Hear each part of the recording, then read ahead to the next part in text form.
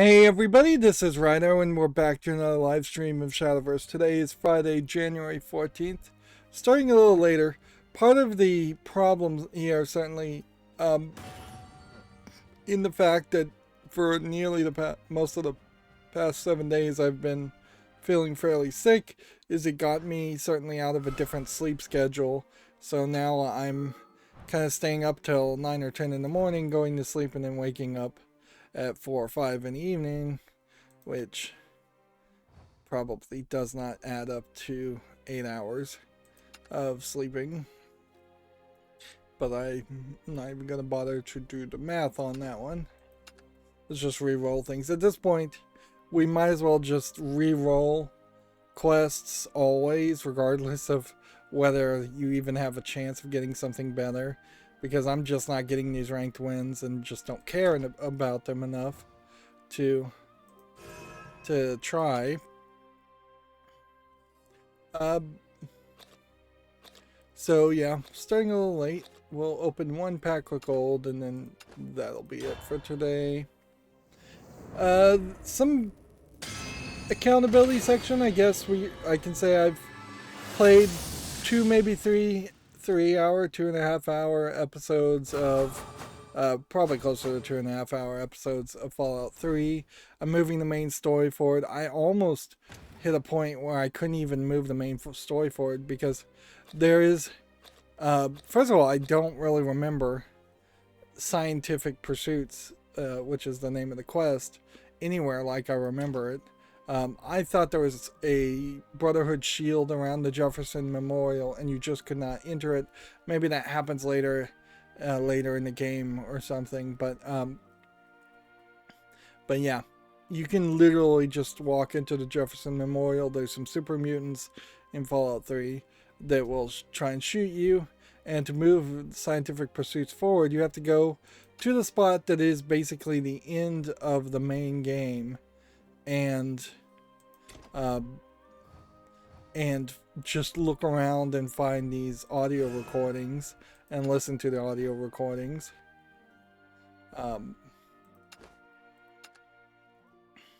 And I was just having trouble, frankly, seeing them amongst the junk. I just did not look on a specific shelf where the important audio recordings were sitting, and the game does not really point you in any other direction. You don't have a radar that tells you important key items to find. It almost feels like that you should have been able to walk into that room and then it should have just shown you a cutscene and then moved you forward. There's a battle underway. But yeah, I've pretty much done, I think, everything that I can do in otherwise as far as the main game in Fallout 3. And so if the DLC turns out to be a little bit shorter than I think it will be, or more linear, I suspect like the Pittsburgh levels and such might be closer to really big dungeons than entire open world environments. That there may be less game there. If you look at the levels, for instance, the main game capped you at 22. Between 4 DLCs, that takes you up. Only to 30, so 8 levels, 2 levels per DLC. The only other things I want to talk about before we start getting into our normal news is Destiny Child updated, and all they're really saying is there was a miscommunication, and so they're doing an event right now that is not translated into English on their global version of the app. So you have these cutscenes, but they're just in the Japanese or Korean. I think they're probably in the Japanese. Now the danger here that I would be really concerned about is that this might be an indication of shift up, or yeah, I believe it's shift up that makes Destiny Child. This might be an indication that they have just run out of resources as they're trying to work on Project Nike, and I think the other one's called Project Eve or something like that. Yeah, as they're trying to make 2 other games, Destiny Child as a mobile game may be getting abandoned. It's a fairly old game, and eventually I would assume that it will have to wrap up. I hope it wraps up the actual story. But this might be the beginning and the end. This might be the beginning of a lack of support or a very slow support for English players or English-speaking players in general. It kind of felt like the global version of the game was trying to catch up with the main version of the game, and we'd hit a point where it just kind of plateaus, and there would, instead of there being 2, maybe even 3 events a month on the global version, it would slow down to like 1 event a month, which I imagine that is how the Korean version goes, is that they aren't putting out as much content because there was that year gap. Although it probably was only a year or 2 gap between the release of the global version and the Korean version, so they probably should be fairly caught up at this point anyways. So yeah, hopefully that is just a miscommunication and we get back to things. If anything, they should just put the pause on putting updates out, but then they would lose a lot of their audience. It is also worth mentioning that Destiny Child, being this niche anime waifu game with lewdness, and like basically the characters in the less censored versions of the game are almost completely naked and wearing things that would get you strange looks even on a beach or like a topless beach. That they're not full naked. There's no full nudity, maybe a nip slip on a couple characters, and that's it. But the not showing a nipple and then showing giant triple G breasts that you're seeing everything around the nipple is effectively seeing an entire breast.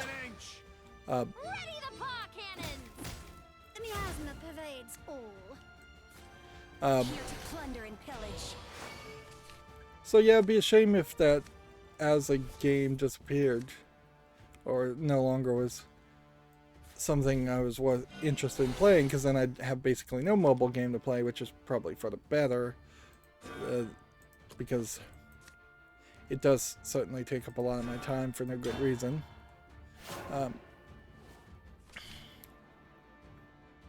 But yeah, Destiny Child still makes a lot of money, though. It is, I would say, I think it's in the top 100 earners as far as mobile games on Apple, on Google Play Store. And plus it's also on the TapTap marketplace, so it could be making even more money on TapTap, which is more expensive. If anything, if you look at a list of the top earners as far as games on mobile play stores, what you realize very quickly is that it isn't really much of a market in the first place. People don't really want to spend money, and the vast majority of the money that is being spent at the expense of whales who are obviously addicted and spending way more money than they should. Whales are kids. And so you see the ones that advertise quite a bit and that are pretty awful as far as games and having cooldown timers and lots of in-app purchases are the top money earners. And Destiny Child has definitely a way in which you could spend $400 or $500 every single month easily It's so incredibly easy to play the game and not spend anything and be alright. You're not going to get into the top 1,000 players of that niche audience. You may not even get into the... Well, you might actually get into the top 1,000, but you won't get into the top 500 if you don't spend money, sure, but you really don't miss out on anything. The only thing is those early first 2 or 3 years of collabs, that would have been the one point in which you might have wanted to spend money to get the limited time collab children, but they've stopped doing that, and if you're going to start playing Destiny Child now, you just wouldn't have those characters, and it doesn't really matter. Otherwise, I have a nearly 100% complete collection as far as all the characters, and I'm getting to the point where all of them are at the max level and of level 60, and I am now moving somewhat deeply into the level of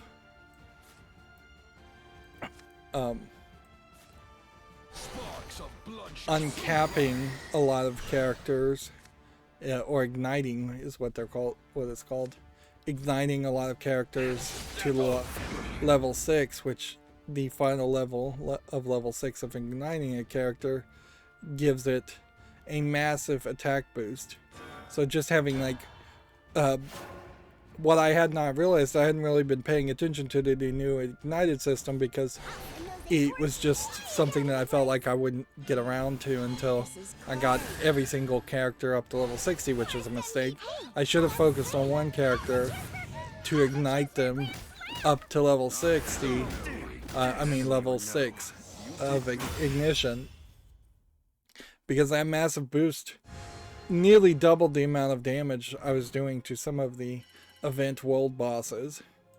Like, it is a very noticeable difference, and I was wondering very much how I was doing about 1 million damage and I was seeing people doing 10 million, 100 million, and I'm like, what in the world are these people doing? And frankly, I probably was just assuming that they were hacking the game and cheating, and there probably is some of that, but no, you can actually do 100 million damage against some of the world bosses that have enough health where 100 million damage still wouldn't be enough to kill them if you have a whole team of ignited characters, fully ignited characters.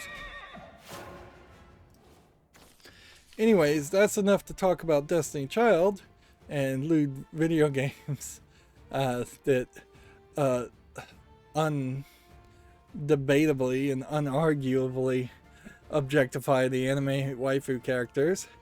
Let's swing in the other direction. So G4, or more specifically, this Frost Urin, or Frost Curin, I think is how it's pronounced, Frost Curin. This lady with the tattoos was one of the new main hosts of G4, and on the 11th or thereabouts, she decided to poke the bear. Now, arguably, even before this new mini drama happened, G4, for its effort, I hear they have like 20 people on staff, and potentially Comcast is behind them. I know a big production company definitely is behind them, or at least they were trying to give the feeling of that. But they definitely haven't convinced me, and I think too many people to come back to G4, this new G4, and try and make it work. Arguably, maybe it never would have worked because chasing after nostalgia just never really does work. You can't go home again, is the old saying there. But G4 is doing like a game giveaway in their live streams. They do these live streams trying to replicate old TV style of doing things, and then the X-Play pretty much exclusively, I think, gets the X-Play reviews get broken up into smaller episodes that are put on YouTube, and yeah, I haven't seen anything that has been labeled as Attack of the Show left on their YouTube channel or pop up on their YouTube channel, but I'm really not following them. Part of the problem is, even from day one when G4 launched, they basically told you that they had lied, and Adam Sessler and Kevin Pereira were planning on leaving fairly quickly. Even if that wasn't the case, even before they launched, when they were doing their whole pre-launch summer thing and just dragging their feet to actually launch, there was a considerable amount of new people brought in. And when you have when you're playing on nostalgia and you bring in exactly 2 people from old G4 and then bring in no less than 4 or 5 new people, that's not going to feel like the old thing. So yeah, we've been, without wasting a lot of time recapping the whole thing, I've been watching and covering and talking about how G4 has really failed to do a successful relaunch. I don't know what they really could have done though. Like, at the end of the day, the problem here is that you're trying to sell something that is just old and antiquated. It's like you're trying to sell me a lantern in a world full of LED lights. There's not really a demand there. And I don't know why they would have really thought there was a demand there unless they had done extensive market research. And I don't think they did. I think they did, instead of extensive market research, they did some polls, and they heard from the very devout fans who said they wanted it back. If anything, I think G4 fails to just run reruns of old X-Play, and some of the things, such as just showing Bob and Steve in cutscenes, and just putting cutscenes for video games on TV, like things that were pretty much just blatant copyright infringement, but I'm sure I would have assumed that they would have gotten permission to do it because it was on TV, and I imagine maybe now they just can't get permission to air cutscenes.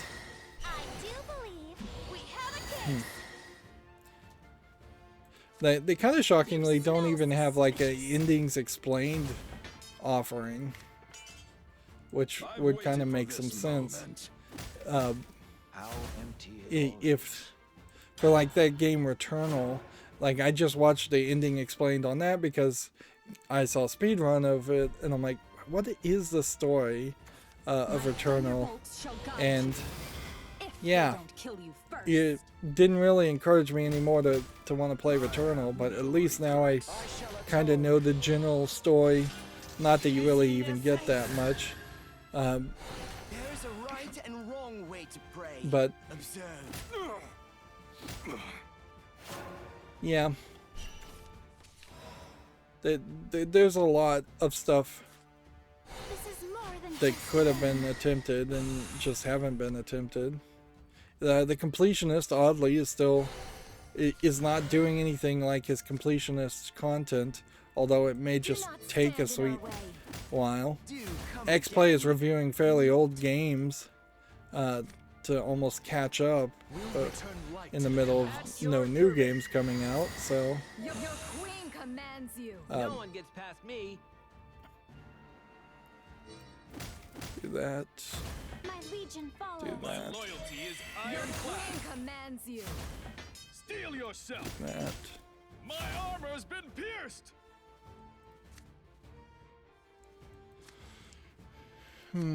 If I evolve this guy, I won't kill him.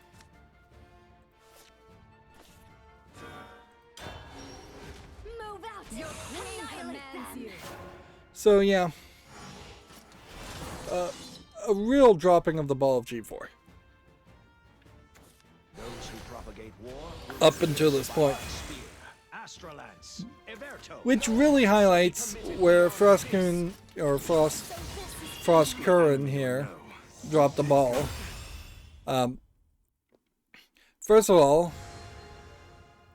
being tattooed, having a nose ring, having kind of a rough haircut was almost certainly going to give comments specifically about her. I've tried fairly hard to not comment about people's appearances. They all kind of look a little funky and not what you'd typically experience or expect for TV, but this is a video game channel and gamers definitely don't look like Hollywood celebrities. But it is something that almost certainly she and everybody else is going to get some comments on. But that's true for any celebrity, and any celebrity at this point should know you don't feed the trolls and you don't comment on that. Comment on people commenting on that, because that's just where madness lies and poking the bear.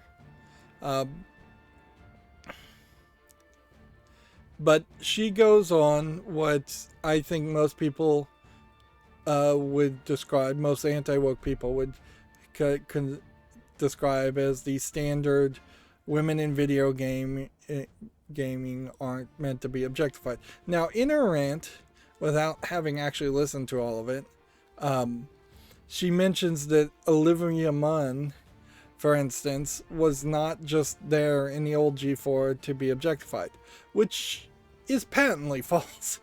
And anyone right-minded would admit that is obviously not true. First of all, everybody in Hollywood, everybody put on TV is been picked to be in some way objectified and look pretty. There are no ugly people brought into Hollywood. Even if they are brought into Hollywood and they're ugly, then they're put in roles specifically to be objectified in the opposite direction as it. When you have even a cursory glance at any compilation of clips of Olivia Munn, you know that she was in on the joke. You know that she was wearing skimpy clothing and playing the ditz. That was almost certainly in the job description from day one for her. And notably, times have slightly changed, and notably there isn't really anybody like that in the new G4 that was hired just to be the female eye candy, where absolutely the female hosts of Attack of the Show were hired there to be the female eye candy. That's why the first female host of Attack of the Show pretty much left Attack of the Show to become an actress and has never mentioned it again. One of the hosts of Attack of the Show was very much into doing lewd pictures, went into posed in Playboy, did cosplay. So saying those specific people, and I love when people do the proper scientific thing and mention a specific example instead of just making generalizations, because that is better debate and better logic. Certainly, the problem there is when you cite a specific example, don't cite the specific example that is blatantly wrong there.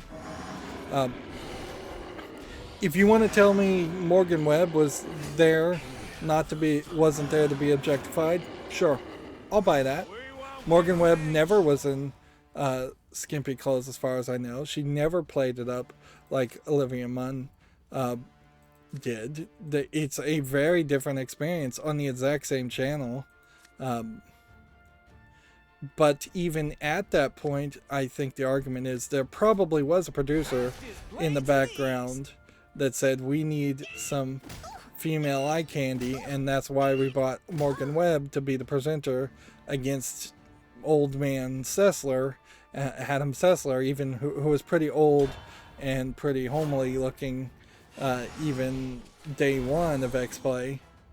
Like, and I would say when you look at like the opposite situation of Giant Bomb and the Bombcast, they had to bend over backwards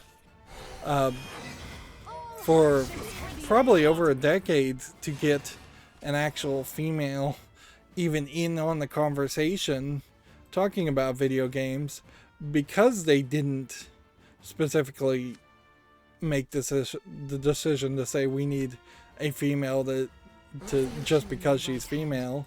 So this is almost an argument of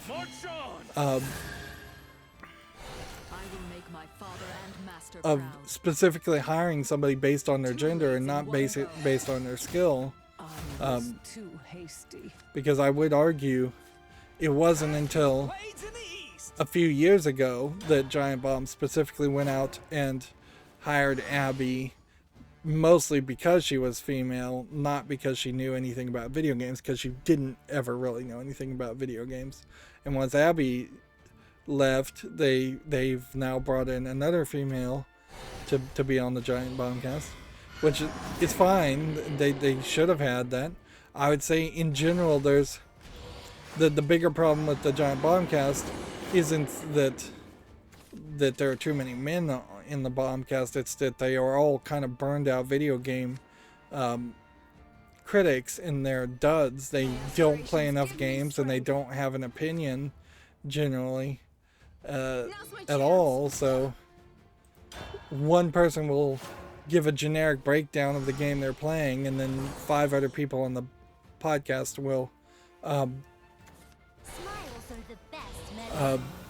will just basically put their head down and pretend like they're listening and not have any real questions. They're terrible interviewers, where the Bombcast probably should be more of a case of everybody at the table should be thinking about what is their next question that they're going to ask.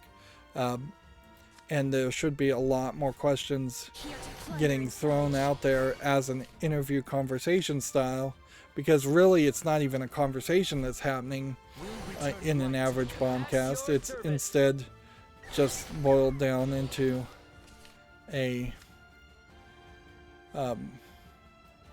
into one person monologuing and talking. Feel free to call on me again. Well, I don't know if I can do anything there. But yeah, I'm kind of rambling here. So she went on the standard video game, women aren't made to be objectified. I think probably you would want to, if you really cared what she had to say, which frankly I never did and never would, and not because she's a woman, not just because I have no idea who she is and she hasn't earned my attention even to go on this rant. This is the kind of rant you might want to put 5-10 years down the road, when I know this person and actually like this person. You don't have this within the first 6 months of your channel launch, or introducing yourself to a new audience. She's just, for a lot of people, waved the flag, I'm super woke, and thus nobody should listen to me. But it does kind of seem like some of her argument may be conflating fake 3D models of women versus actual women and girls in video game. The people that are on the other side of the chat, people that might be making YouTube, Twitch channels, people that are streaming or even on TV in our case. But each one of those are all very different scenarios, and like fake women drawn to be tittillating are meant to be ogled. That's the whole point, like, or at least part of the point. So that's a different argument, and the answer is different there. girls you happen to run into when you're playing online? No, shouldn't be objectified and insulted. Unfortunately, that is just voice chat in general, and that's how a lot of people have been taught or learned, or that's how society has unfortunately agreed upon what is the normal to objectify people. There was a time when it was perfectly acceptable and normal to deep in your heart believe that women should be property owned by their fathers than their husbands. Eventually societies change and mentality changes. Eventually I think the online chat stuff will change, and I do think the next generation of kids will probably not trash talk anywhere as terribly as previous generations have. But in a lot of ways too, that will just always happen at some level. But then when you get to the other situation of, hey, you've been hired to be the eye candy, to be the pretty thing people look at while reviews of video games are being talked about, then yeah, you also signed up in a job to be objectified as much as a stripper signs up for a job to be objectified and looked at. So you can't really complain about it. And we've seen this in other cases, certainly, where famous people say, I don't want to be famous anymore, I don't want to be a celebrity. It's very hard for that claim to ring true when you're still going in front of the camera. With Bob Saget's death, for instance, Mary-Kate and Ashley Olsen, they literally didn't want to be in front of the camera, and they have done a fairly good job of not getting in front of the camera and maintaining celebrity. Where we've also seen celebrities say, I don't want to be a celebrity anymore, and then they're still posting on Instagram and Twitter and putting out pictures, and still trying to get that positive feedback while shutting down any criticism or negative feedback you might get, which you don't ever get that. It's nobody is ever going to allow anybody to live in a 100% positive feedback loop with no criticism, and it's not something really that would be healthy if people did allow people to live like that and think like that. So yeah, that creates a whole situation, and so that pokes the bear. Still on YouTube somehow, right-wing YouTube, well, I don't even know if I would call him so much a right-winger as much as I'd call him anti-woke news guy, The Quartering, who I don't know if he really believes in much of anything and is just not really good about getting clickbaiting and getting views, because he definitely is really good at clickbaiting and getting views.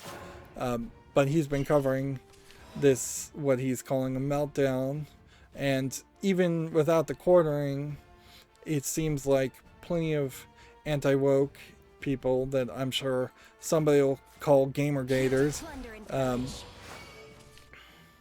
for no good reason are commenting and downvoting and just kind of hating on everything.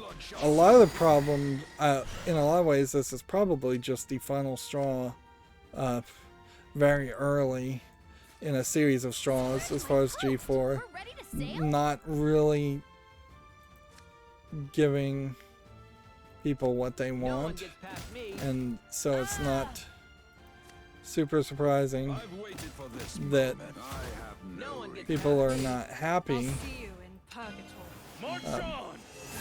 with G4 in general, is because it feels, I would say, very much like a bait and switch as far as what they promised and what they've delivered. It's not even really so much a bait and switch as much as that there was potentially a lot of thought of promise in a return of G4 and a lot of just hype around the idea of the return of G4, and they failed to really manage the hype properly, and now people with this last straw have realized that they just are not getting what they want.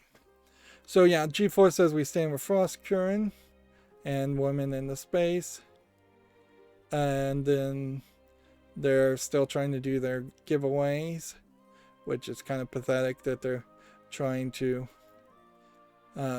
give away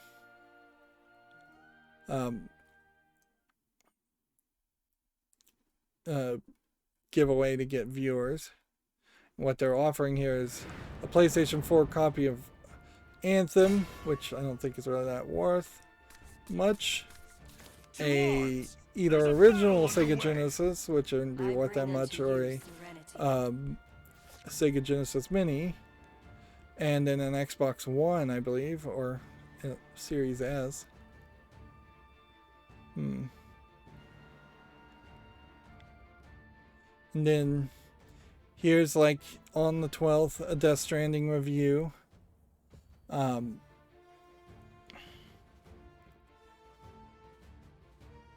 The Death Stranding review is probably a decent review to think about as far as just how many views it's gotten here. You can see they're saying on Twitter here, this embedded thing,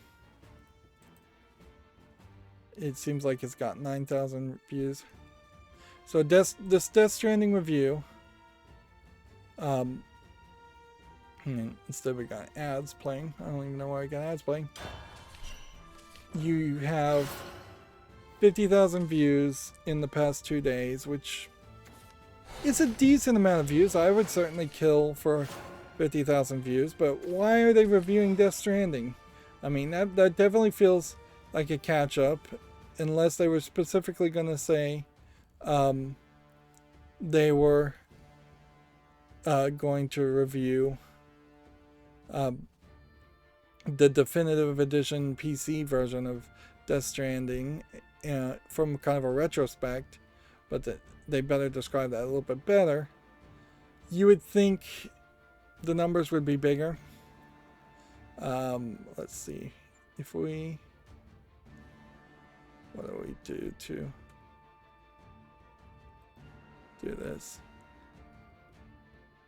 How would I? Why do I have everything turned off? But yeah, you can see on these X-Play reviews, Frost Curran jumps in and gives her commentary. Adam Sessler comes in and gives their commentary. So it's a little bit different from the way it was before, where it was just one person standing and talking about a game or doing a monologue in a booth. You can definitely tell that Adam Sessler is not even in the same location. Their whole building a studio was a stupid thing. They should have always been just streaming from their own houses, particularly in the middle of the pandemic. But yeah, you can see this is mostly her review, not Adam Sessler's, even though they're using him as the meat shield. Although Adam Sessler fails to be a meat shield too, because old tweets have surfaced certainly around.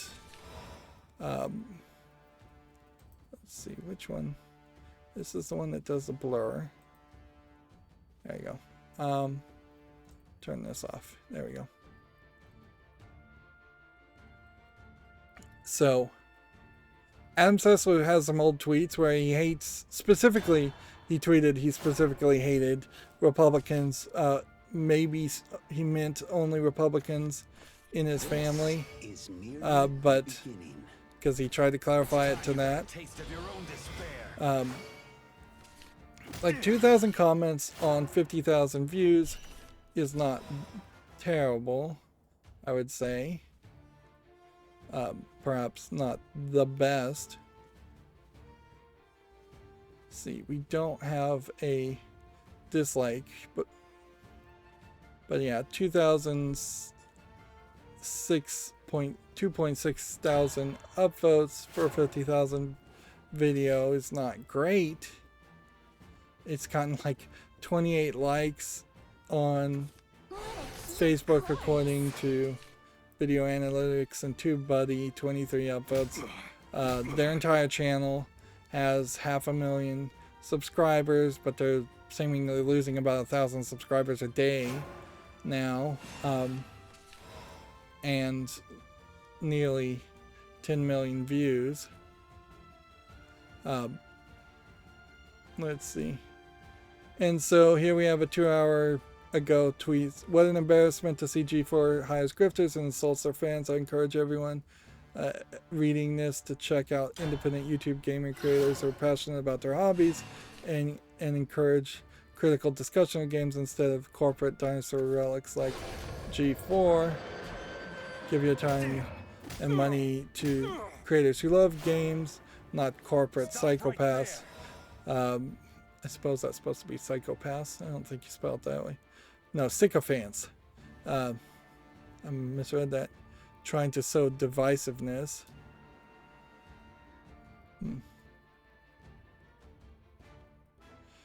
Next one, 2 hours ago. If you guys want this channel to survive, drop the political crap. Let's see. So yeah, this isn't just like the quartering sending his hordes. He doesn't, I think, really have hordes or anything. In fact, me even mentioning the quartering is probably not the best news reporting way to do this. But suffice it to say, people are not happy with G4 at all. And they are getting ratioed, and I think somewhat rightfully so, because of one person going off the reservation. And I would say generally it doesn't matter what the subject is. You should not have SJWs as employees. They make themselves just unemployable because they want to have these political discussions on the business's dime, on the business's property. They want to drag their entire corporation into either standing behind them or look like the victim when you inevitably have to fire them for not doing their real job and instead having these political discussions. This is the problem with the idea of everything is political. It's always been the case that, yes, I hate bosses, I hate management, I hate capitalism. Most people do. But they aren't wrong when they put in rules of professionalism that include not having divisive conversations and rambles and rants, particularly when you're hired to be a presenter. It would almost be different if you were working in HR and you were having this conversation versus the stick to the script. We're just here to promote ourselves and promote the video game industry in general. Her having this rant has hurt the odds of everyone else at G4 keeping their job. It's hurt the odds of any advertiser wanting to do business with them. It's hurt the odds of anyone in the video game community wanting to get interviews and conversations with them, which that's really where J4 would have had its success, is that if it could start to court big time names of game creators to come and take interviews and reveal interesting new things, reveal new games and talk about the game development process and things like that. That's like, you could get that access because you would have the budget to court that access, whereas a small YouTube content creator like me, I have no chance whatsoever of really getting in contact with a lot of game developers and asking for an interview and getting it. I could probably get, if I really tried, a decent number of small indie people willing to answer like an email interview, although I have no passion or desire to do that. But it wouldn't be consistent. It wouldn't be something that would happen very often. And that's true for like most small company, small video game critics. Turn the noise into You don't see Donkey getting interviews. You don't see PewDiePie getting interviews. You don't see Captain Sparkles getting interviews. Captain Sparkles really would have been the most safest on-brand person to seek out people at Mojang and try and interview them for Minecraft content. Wait, is it over already? So yeah, they're really just burning the bridges down. Although I will say G4 is probably got a crisis management team on it now, because their posts, if you don't look in the comments, look fine. Like, you wouldn't know that there's controversy here. Here we have Olivia May, not to be confused with Olivia Munn, showing off something. I guess she was rapping. This is kind of an example of what the old Attack of the Show definitely was, where it's 90% of just fail clips and videos, and such. Olive Lee May, I guess that's how you pronounce her name. Yeah, mostly just clips that they found on the internet, and they're putting the most bare bone, low effort commentary over it, so it's fair use. But yeah, I don't think Olive May even works at G4. Maybe she does. I didn't even know. So yeah, I don't know what that says there. In all fairness, I can't name this character, this person, or this person. I have no idea who these are. Frost Purin is the only person that I did know, because she is like so prominent, and she was put out early and prominent, and her appearance is so unique that it's kind of hard to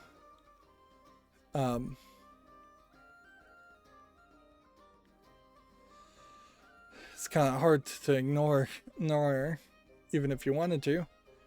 They're giving away more giveaway things and then asking people to hashtag with different teams of people, not including Frost Purin. And then you have this weirdness of some kind of fan art or something of this guy making out with kind of a Bigfoot character, and then this image of called self-love here. It's two bearded burly guys, kind of Brokeback Mountain style. It definitely felt like this ex wrestler guy was going to play a much bigger role as a character. They made him out like he was going to be a big character, and he's just kind of not there. Like, I haven't really seen him do much of anything. In a lot of ways, I think he's supposed to just be another transitional host. So yeah, they're showing off this weird art that either people sent in or what. Which, fair enough, but that is just another example of what the new Attack of the Show really is, which is to say it's a show struggling to have content, which it kind of always was the case. So yeah, I never really watched Attack of the Show. So it's no surprising there. Okay, and then here you run into this problem where you can also say, well, all these wrestlers definitely were hired to be eye candy. And even for G4, these wrestlers like Austin Creed here was almost certainly hired for his eye candy ability much more than his ability to present, because I bet he doesn't present that well. Even if he is a great presenter and he wasn't hired for his eye candy, certainly when he's posting topless pictures of himself from his wrestling days, that is sending mixed messages. Like, now definitely is not the time to retweet somebody that's a shirtless guy and where they're objectifying themselves. In the middle of this controversy. And yeah, this launched a while ago and they haven't even changed their top banner into a schedule. Instead, they just have a link here to a schedule instead of just saying the schedule, which is, so whoever's running their main Twitter channel, also kind of a mess. So I've been rambling a little bit here about G4, but I think G4's relaunch should go down in history as one to look at in a retrospect at some point, as how not to launch a video game channel and content. There's a battle underway. They have done far too many things wrong and far too few things right, as far as trying to launch it. Arguably, it maybe just shouldn't have been called G4 at all for the first year. It should have just been, hey, let's just get our bearings, let's start this new thing, and then let's rebrand and relaunch it as G4 later, and use that as a cheap pop to get more viewers once we've kind of established things.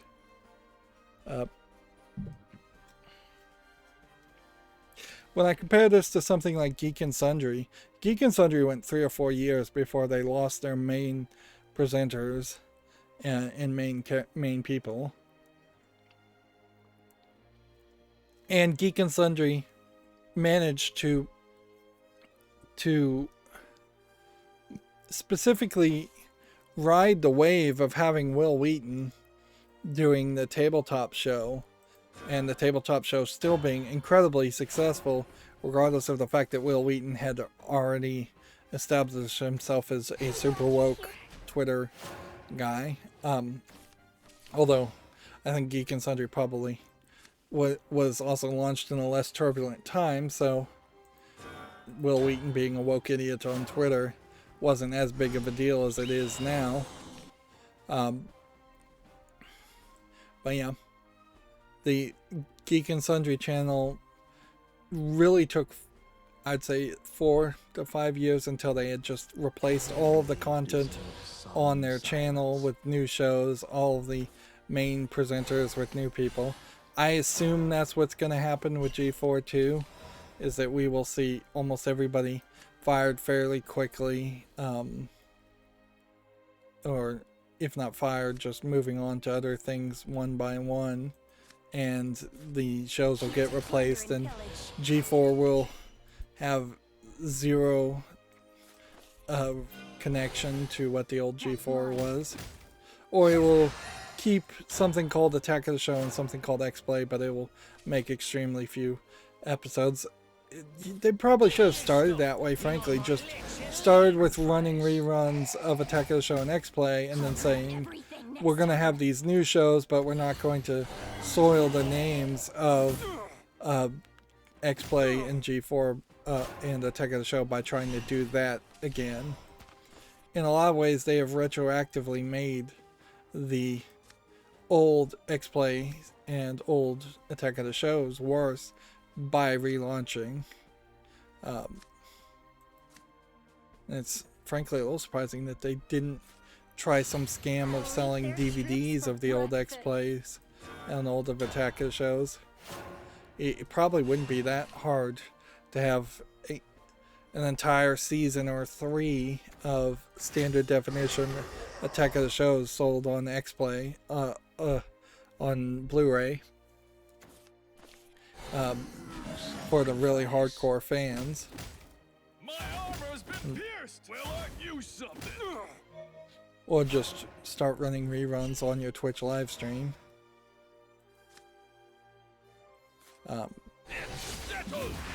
Peace. If anything, G4 also had the possibility of showing the flaws of live streaming on Twitch and YouTube from the old TV perspective of running reruns, because reruns just don't succeed. You don't get that many views on old content on YouTube, or and you get basically no views on Twitch for old content. And there might very well be specific rules that say you can't just air footage that is old footage, but you could get around that too. You could have one person in the corner commenting, or just doing a director's commentary basically of old Attack of the Show episodes. That's mine. And then you have slightly new content. But you know, if you also told me that there was just no way G4 coming back would have ever succeeded, I would definitely believe you now. I probably would have believed you before they relaunched. TV is dying, particularly for new generations.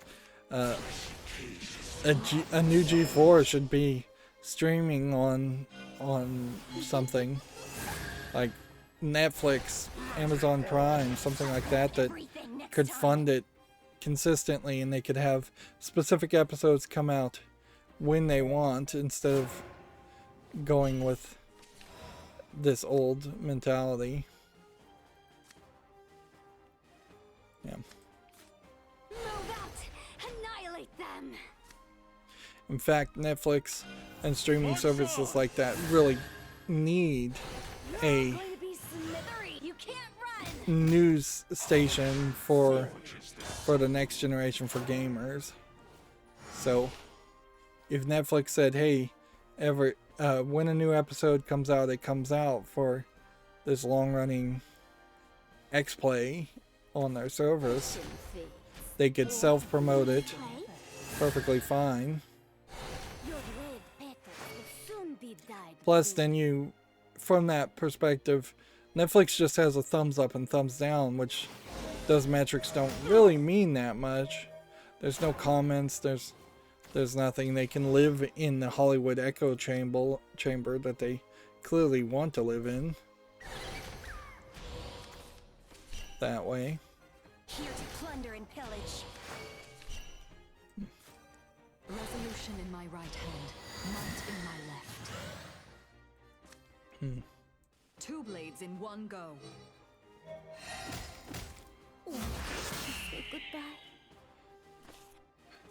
Okay, well, Fastest blades in the east. I'll probably have more to say about G4 as this continues. I refuse to starve. That's mine. I think we can preemptively pull the trigger and say almost everybody at the G4 are probably Hollywood liberal types, very much woke types. So you assume that Kevin Pereira is probably down that direction. If anybody was going to be secretly a Republican in Hollywood, it would have been Adam Sessler, I would have assumed. But I didn't really suspect that to be the case. So I can just preemptively say there more than likely will be somebody that gets their tweets dug up, old tweets dug up, to point that they are also woke, in case people have forgotten it, and somebody very possibly are going to try and double down, triple down this whole thing. Arms. There's a battle underway. And they are in this weird This one's position for my because family. they don't want to just fire Frost Kieran after saying they've supported her, but that's kind of what they needed to do. Once again, I hate management. I hate capitalism. I hate that there's this idea that somebody can be above you and tell you what to do in general, even for if they're paying you. But if I was running G4, if I was the boss, as somebody who is very much a fan of the idea of fire them first, don't give them a 10 demerit system, 10 write-up system. If they really do something so bad that they need to be fired, then they need to just be fired and move on to the next job. That would be my management style as a manager. And I would balance that certainly with also just not writing people up and having write-up policies in general for little things. Like, I would much prefer to write a person up once for making the same mistake 5 times over 5 weeks than having a 10 demerit system in which I have to write up somebody 5 times over 5 weeks for the exact same thing. And yeah, if somebody did something just once and then 6 months, a year later, they did it again, that's not as much of a problem depending on what they're actually doing. I hope to stop standing in place. But yeah, I want to put a lot of logic into it. A lot of those write-up systems and demerit systems also are kind of ridiculous because you could be written up for something 5 years previous, and then they'll say, oh, well, that shows a pattern of bad work. And that's not really a pattern. 2 slip-ups in 5 years is nothing. The idea of forgiveness very rarely shows its head in write-up systems. That being said, if I was the boss, I would have fired her immediately. Or if I was really trying to be nice, I would have taken her off the screen and put her in the back so she was just never in front of the camera. She might actually be decent at playing games and reviewing her, but frankly, for us caring for just her appearance, really shouldn't have been in front of the camera in the first place. If she was secretly writing half of Adam Sessler's reviews and then Adam Sessler was just reading what she wrote, that's fine. That's pretty much what he was doing in the old X-Play anyways. But yeah, I think when you are on screen and you think it's acceptable to risk the jobs of everyone else by going political, and I definitely would have written rules and explained the rules to everybody and made sure everybody understood the rules first before I'd let anybody on the camera. But when you've taken this risk and potentially sunk the entire relaunch of a channel by going on a political woke rant, which at some point the woke people will stop saying wokeness is political. They will almost certainly do a 180 at some point and argue that go from saying everything is political to saying what they're doing is not political.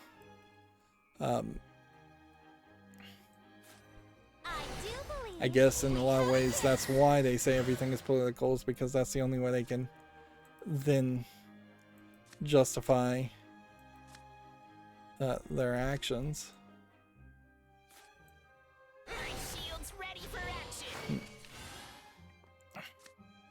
Okay, let's try this. And again, on Shadowverse, we're not really winning. But yeah, I would have fired her. I just thinking about it now, yeah, you kind of have to fire her because she did it in public. That's the problem. Like, had she not done it in front of everybody on a live presentation, had she done this because she was just having a Twitter conversation and got drunk, maybe then I might even give some slack to that, but that's still public. If she had had this conversation in private and it got out, that would be different. If she was having these conversations behind the scenes, that would be different. But when you're representing the company in front of the camera and you go so off script, that's unacceptable. Like, what's the next thing she's gonna do? She may just start cussing on screen. She may just like strip off all her clothes on screen. She's proven herself untrustworthy in a position representing your company. You can't do anything else. And I don't think you can keep her as a employee in any faction, because now she's just proven herself that she'll play the victim. And frankly, we need to see more businesses. Businesses need to grow a pair and start Give me strength. going for woke, stop going for woke points, and start firing employees who are running your companies into the ground with I'll carve my own future. this nonsense.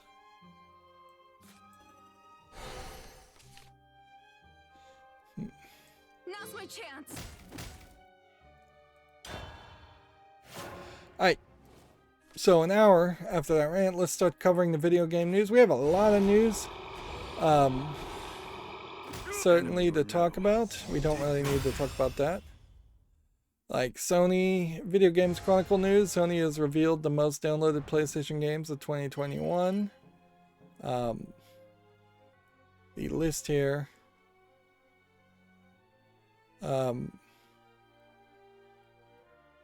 Not actually listed. Most downloaded game in US and Canada was GTA 5, while FIFA 22 claimed the top spot in Europe. PlayStation VR got Beat Saber, Job Simulator, and Superhot VR in Canada, US, and Europe. Fortnite was the top free game, Warzone and Rocket League second and third in US, with their positions reversed in Europe. So no big surprises really there. Check out this article if I went too fast or mumbled between some of that. Sony's Fire Spirit is taking over the Twisted Metal series reboot, and the MotorStorm director is hired. So Lucid's director, the first party studio, apparently poached both the director and the project, which you don't see direct accusations of poaching happening in the video game industry, poaching of employees or projects, although it probably does happen somewhat, and maybe should happen a little bit more often. Like, more poaching means people could leave one job for a better job, and there'd be more competition, and to give better work conditions and treat people better. You generally don't have a lot of poaching without a really high demand of employees, and there is a decent demand of employees in video game development, but also industries that tend to mistreat their employees tend to just industry-wide mistreat their employees. So moving over from working at Burger King to McDonald's does not tend to change your working conditions by much. You tend to be underpaid and mistreated fairly badly in both. Of course, everybody's experience may differ, and since those are both franchise companies, you might very well have a really bad McDonald's franchise that mistreats its employee or just has a terrible manager, and then a really good Burger King, or vice versa. Yeah, I think the better comparison would be moving over from working at Walmart to Target.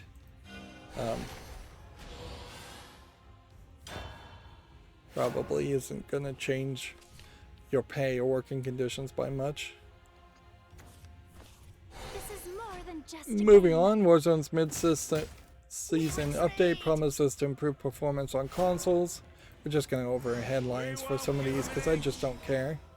Sony is pulling PlayStation Now retail cards ahead of an expected launch of a Game Pass rival, which I don't think that means you should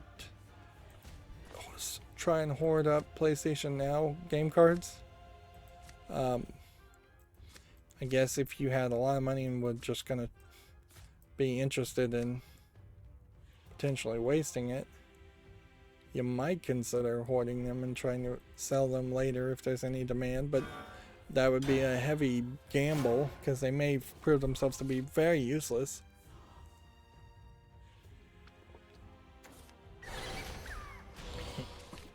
I wouldn't be surprised if there's simply a expiration date on these cards, and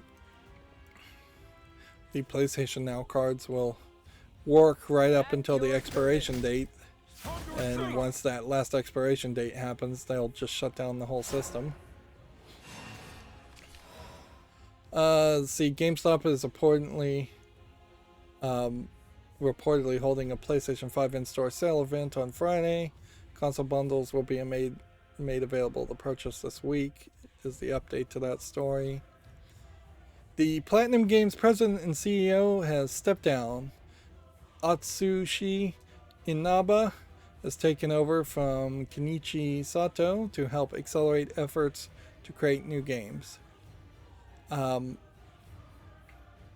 So he had held the position since April 2016, so not particularly the longest amount of time for a Japanese CEO, and I don't feel like he was that I don't feel like it was particularly that old. So, but who knows? This, like, they could all be sick and dying, or he could just be hoping for more growth, they definitely were hoping. Platinum Games in general was hoping for more growth, and maybe he just couldn't deal with that extra stress. Inaba was previously the CEO and producer at Clover Studio, which made the Capcom, which was owned by Capcom, and made Beautiful Joe, Okami, and God Hand. So it's probably a decent match.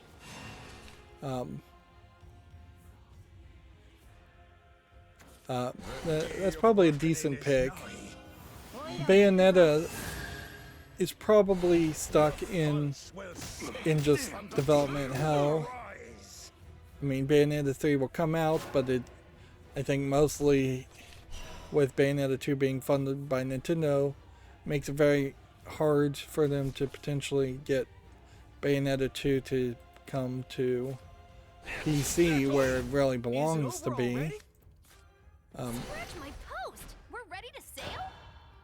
And so that's my most interested in Platinum game, and because it's kind of stuck in that development hell or publishing hell. We might need to coin a new phrase of publishing hell, or publisher hell. They need to make new games, and so hopefully they have a new CEO who can help that happen. We may see a new Platinum Games really not being made up of that many people who worked on games like Bayonetta,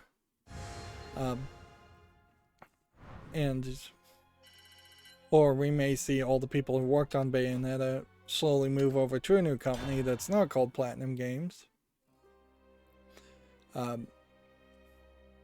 There is definitely room for more games that have that silliness and fun of Bayonetta that I'd like to see, and I like Bayonetta as a character, as the way she's drawn, and I like her Devil May Cry fight style. I don't know if all those elements have to be in the same game, though. It is a sad statement, I would say, in general of the game industry, though, that having the Torturing Angels gameplay climax attacks in Bayonetta 1, and having Bayonetta lose her clothes because they're made up of her magic hair in when she's doing attacks, and then having her being a sexually provocative, promiscuous character, willing to be seductive and aggressive, sexually aggressive, I guess would be a great way of describing her. All those things, when Bayonetta first came out, were pushing the limits of what was allowed on console games, or allowed in video games, in mainstream video games in general.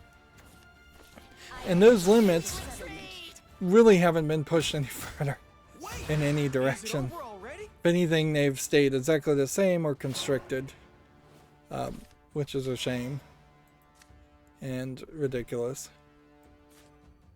Like, video games have failed to grow up as fast as they probably should have, and it is ironic that the sex games are still cartoony and silly and childish most of the time, and the one console that's really allowing those games is the Nintendo Switch on the eShop, whereas Sony and PlayStation are still very much Here to plunder and pillage. offering a over-the-air equivalent of content, like over-the-air TV, censored stuff, censored content, versus, say, HBO, Game of Thrones style content, which you'd expect that should be out there more prominently. Moving on. Take-Two may have hinted at Grand Theft Auto 6 planned release window. So they're thinking March 2024. Like, fine, whatever. It's good they have a date. It's good that they aren't just still in the mentality of trying to make an infinite, consistent amount of money through GTA Online. But it'll be interesting to certainly see what GTA 6 is and how it's received, because it's been a long time, and a open world crime simulator isn't gonna just cut it. Like, we really would need to see some major improvements.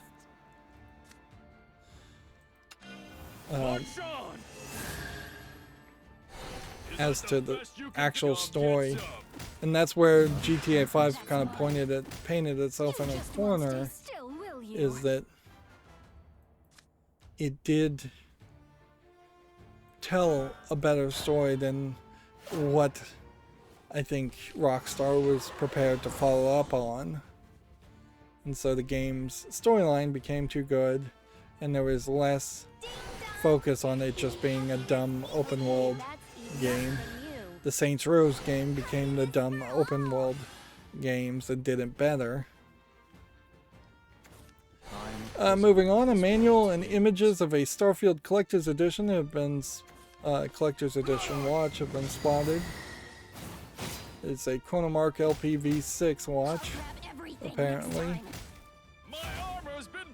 Yeah. Of course, there's a problem with this in selling a watch.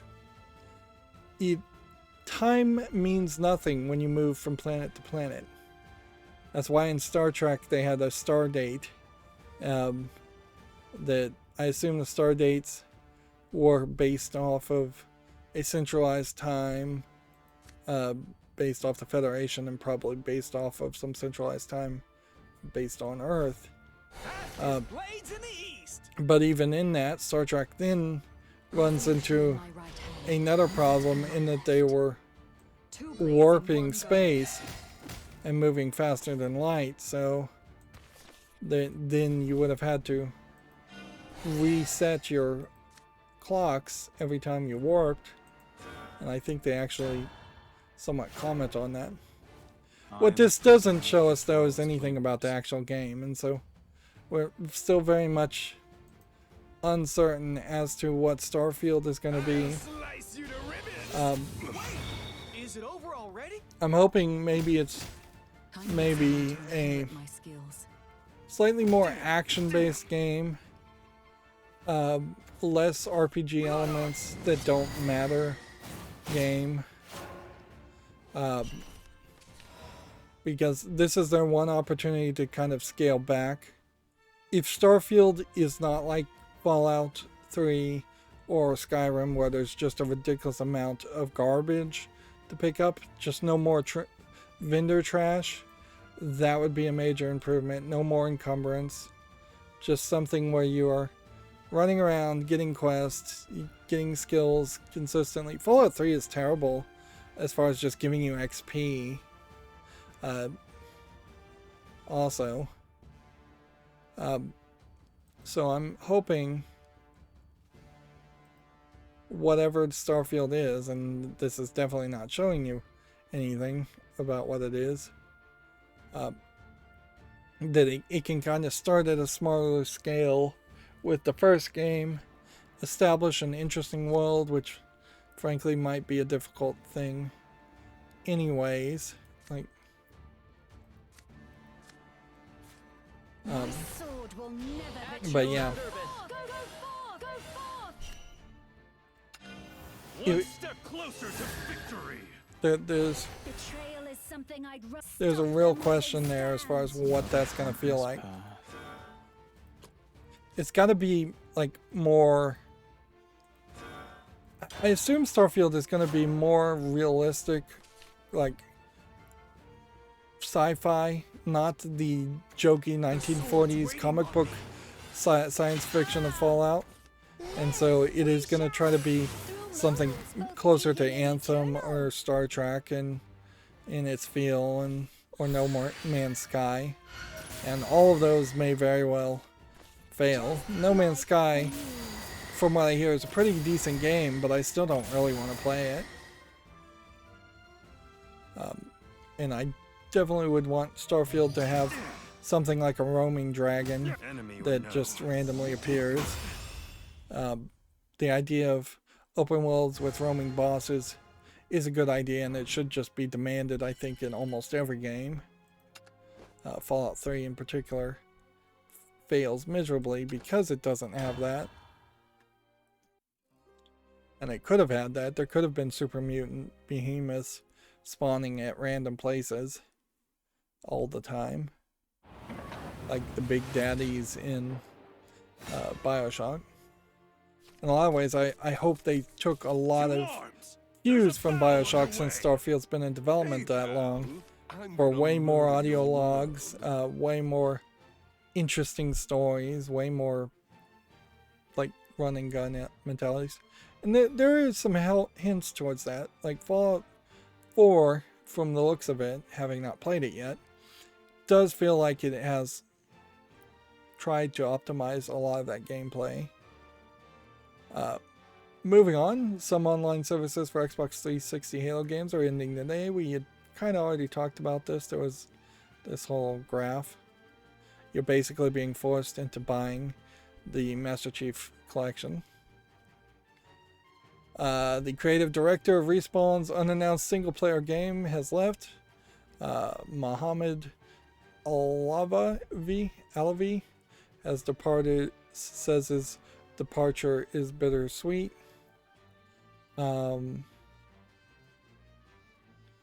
Which, yeah. The unannounced single-player game was reportedly a first-person shooter built around mobility and style, so it doesn't really seem like it was much of anything. Yeah, I don't think the Respawn that exists now is the old Respawn very much. And there's a lot of hype still around the Dead Space remake that was announced, when really we should be talking about the people that actually worked on Dead Space 1 making their own game. Microsoft says all Xbox One consoles will be discontinued in 2020. The company has decided to focus its production resources on the Series X and S. That kind of makes sense. I don't think there's really a ton of difference between buying an Xbox One Pro or whatever the best Xbox One you could buy and buying an Xbox Series S. Yeah, I would definitely recommend people just buy an Xbox Series S. And I'm sure there'll be plenty around there, and they'll still work. So they're just not going to make any new ones, and instead have all of their factories just make series. And that was probably the plan from a long time ago. Like when you have to make decisions to convert a factory over to building the new thing that you've just announced, you do that 6 months to 2 years in advance. So this may very well be that before the pandemic even happened, they had scheduled for those factories to shut down and shift over to making Xbox Series consoles, and they're just staying somewhat on schedule. Let's see. Moving on, a new 13-minute Pokemon Legends gameplay video has been released. Pokemon Legends Arceus. Yeah. At this point, I've seen too much about Pokemon Legends to really care about it. IO has announced a Hitman trilogy coming out next week and coming to Xbox Game Pass. So this would be the Hitman. This would be the first time Hitman 3 would be available on Steam. Previously been an Epic Games Store exclusive. And since the games were kind of almost a games as live service experience, it probably, with this trilogy, will let them repack and have people who are late to the party like me actually find a way to enjoy the Hitman reboots of 1, 2, and 3. But also at this point, it's not... While this is probably the best time ever to play Hitman, if you haven't played Hitman, it's not really any different than yesterday. Like, if you get around to it, you get around to it. If you don't get around to it, whatever. Just go ahead and do this. And this.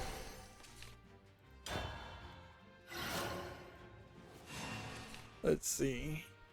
The Hitman Reboot Trilogy is also getting PC VR support next week, which oddly may be a backdoor way in which you now have a really good VR game because they took a decent, good regular game and then added VR support after the fact.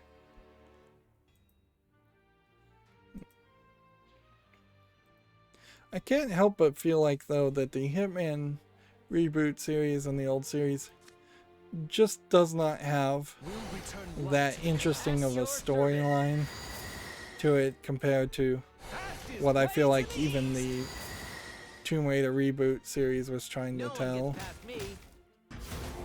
So it creates less urgency than it should as far as games that you feel like you really should keep up with and play. Moving on, the Epic Games Store latest free title has been confirmed. Relicta will replace Galactic Civilizations 3. This looks like some kind of VR game. The hands. Which this might be an example of the first like VR game being a Epic Games Store free thing. Although maybe it's not really a VR game. It doesn't look too different from like the Talos Principle, which you could have played in first person perspective, and looks like it is mostly a puzzle game. I don't know why I haven't ever seen this game before.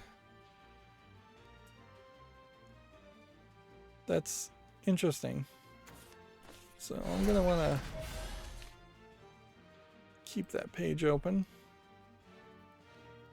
PlayStation UK is now selling DualSense colors, if that matters. Amid development hell, claims Bioshock's creator says ditching work should be viewed as a luxury. Ken Levine thinks some developers struggle with the most important lessons in games, end quote.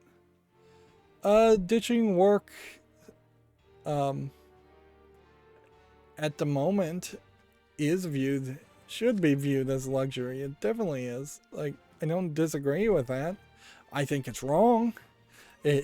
It'd be very nice if we could get to a mentality where where ditching work and choosing not to work at all was a right that everyone could do. But you would have to be in a post-scarcity society at that point. That is the whole Star Trek mentality. Although we follow in Star Trek, I'm talking about Star Trek a lot today. Well, you follow people that choose to work in Starfleet. The assumption is that there's a lot of people on Earth and on Federation planets that are just sitting around in their underwear playing video games, and that they don't have to work. They have replicator rations to feed them and clothe them, and they're given just a standard apartment because they don't have, everything's free and they don't have money. So at least on Earth, at least in the Federation. But here back in the real world, where we are in a scarcity society, it is a luxury. You have to have someone supporting you, or just a very large nest egg to stop working. Now, maybe he means ditching in a different way, such as not showing up to work one day, which honestly, that is a luxury too. There's plenty of places that will fire you immediately for that, where other places will, if you have the ability to lose a job and then replace it with another job, or get fired, that's still a luxury. Ken Levine obviously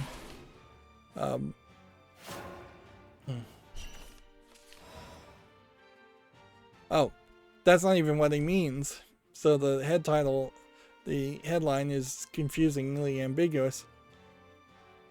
He called the luxury of being in a position to be able to throw away work that doesn't achieve his goals in a wide-ranging arcade attack interview published Wednesday. Well, obviously that's a luxury. Not every game developer has the ability to throw away things that are being developed and start over. That's a great luxury. Honestly, it's something that I would encourage anyone capable of doing to embrace every now and then, because yeah, just being able to throw out code and start over, that's what every programmer at some point wants to do with their code, and that almost every programmer doesn't have the opportunity to start over from scratch and do it better a second time. So yeah, deceptive headline here, I would say, from Video Games Chronicles. You have to get back below the fold to actually see what he really means. So yeah, clickbait title. I mean, a clickbait title that's trying to frankly create a controversial statement that, regardless of how you take it, isn't actually that controversial. Like, I'll take this one. I'll finish them off. You're not getting away. Move out The honor and is all mine. annihilate them.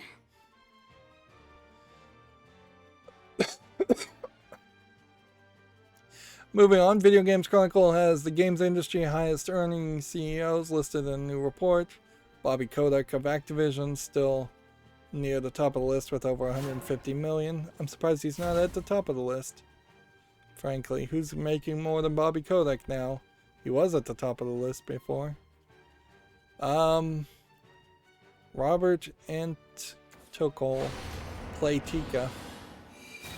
Well, we have to, at least for the moment, applaud Robert and Tokol by managing to make double what Bobby Kotick made, even though Bobby Kotick has cut his self-pay down quite a bit. But he's managed to make double of that and also not get in the newspapers, or or any controversies around them that I can think of. I bet with this information coming out, controversies might start coming around, because that's how the video game news reporting works, is that you find your target and then you start digging up dirt after the fact. You can see next person up there is below Bobby Kotick is getting 100 million for Andrew Paradise Skills, a company I don't recognize, and then Andrew Wilson getting considerably less at 34.7 million. Maybe some of these people though are getting stock options though, so like most CEOs' actual compensation, they try to keep it fairly low for tax reasons, and then they get all kinds of stock options instead. You would think Andrew Wilson at 34 million should probably be the top line. These people clearly vastly overpaid. But EA makes a lot of money through microtransactions, for better or worse. And EA as a company, I think, makes a lot of money, so it's not super crazy for them to pay their CEO, even though they don't make good games. Same is kind of true for Zynga, and that merger potentially might merge the pay to the CEO, and he may make double what he did before. Unity making 22 million makes a lot of sense, since they're the software that so many people use. Let's take a victory here before we lose. But I hate losing. But yeah, you could see Unreal Engine and Unity, the Epic and Unity making a lot of money as CEOs. Supposed to be doing Runecraft and Portalcraft, not Rallycraft. So we got a victory there, but the wrong person. Whatever. Strauss Zelnick of Take-Two Interactive, 18.1 million. Taik-Jin Kim from NCSoft, 15.6 million. Ming Liang Tan, 10.4 million. And Debbie Bestwick from Team 17, 10 million. So quite a difference there between the My prayers light the world. bottom of the list, who made at least 8 figures, and the top of the list, who made at least 8 figures. Focusing specifically on Bobby Kotick only makes sense considering how much controversy is spinning around their company. Oh, and I forgot to mention, there is a controversy now where a visual novel that was supposed to come out on Steam, even being slightly censored, has just been outright rejected, and Steam is, according to the publisher, which is I believe JAST, JST, and they're selling the visual novel on their own store now. I should probably remember the companies that come out publicly and say they've been banned, because it does feel like it is the same companies over and over again. It may very well be JAST and maybe one other company that makes these claims when it's not quite exactly true. Looking at the screenshots of this visual novel, it's a visual novel with, I think, some military themes, mechas, and there is one character in one screenshot that is in a Japanese high school, middle school uniform, whatever. The middle schools and high schools look about the same, and I assume that is the specific problem with it, unless there's just something not being shown in the screenshots on their website, which is very possible. It could be very much that it's a game that's half gore and half nudity or sexual content, and the gore put it over the top. With my wings and feet, I'll take to the skies. At a certain level, these controversies don't go very far because not enough people care. And it is still somewhat questionable whether these controversies are even real, and they aren't just specific visual novel people pretending like they censored the game when they really didn't. It's also very possible that this visual novel is fairly explicit. They push the boundaries quite a bit in the adult visual novel field, and that's about the only types of games that try to push the boundaries, and they're not getting much success as far as pushing the boundaries of the censorship that Steam is doing. Clearly, though, Steam has, whoever approves or disapproves of games on Steam has an anti-fetish that is specifically targeting Japanese anime-looking games when they have the moe art style, or when a character is in a school uniform, and they've created what I can only describe, in my own opinion, as a complete lie around this idea that a anime character in a school outfit is illegal to be depicted in the state of California where Valve is, and thus there's actual illegality to it. That always sounded 100% like a lie made up to You refuse to listen. justify censorship.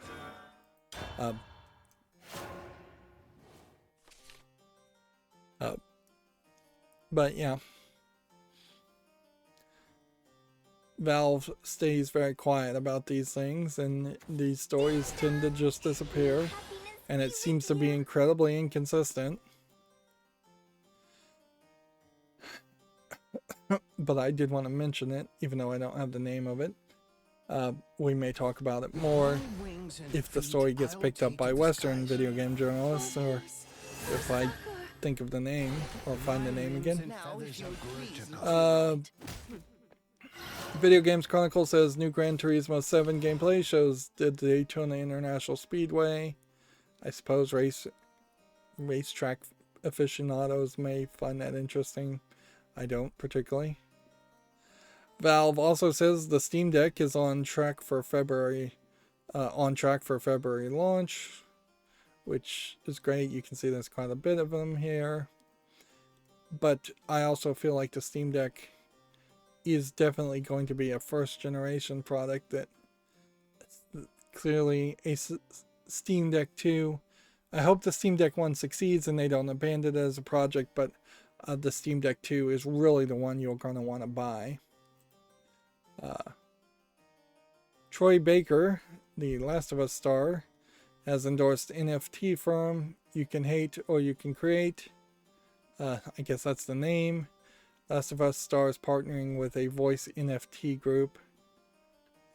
Troy Baker, I think, is the very prominent voice actor that does almost every video game voice character he can.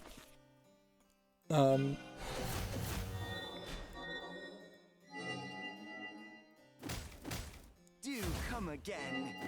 Not. I guess it's time to take a seat. Let's see. Oh, guinea pigs, where are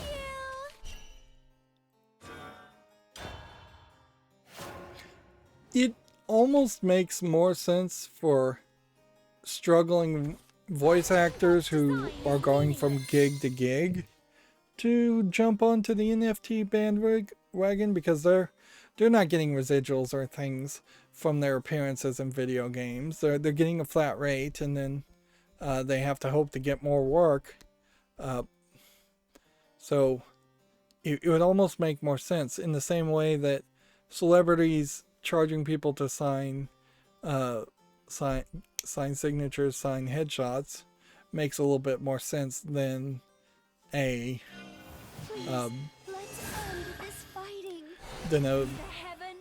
movie or TV studio selling headshots of actors.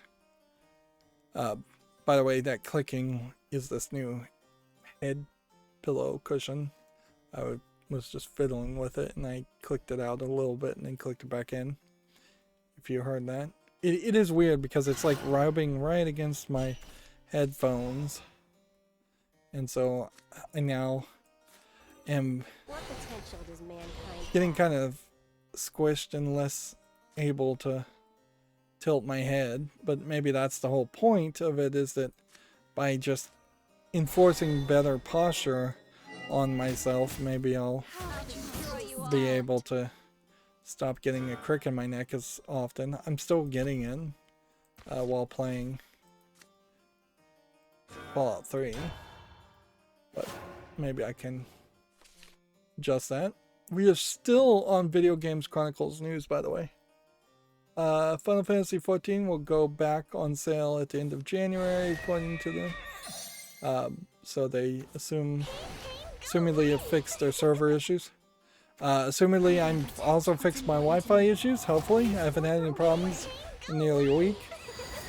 I'll purge the dark. So I won't go into any further details there. Turning off the network time service that seems to just randomly try to update the time, and having it run once when the router boots up and then just letting it drift away and potentially be a few seconds off is more than likely okay.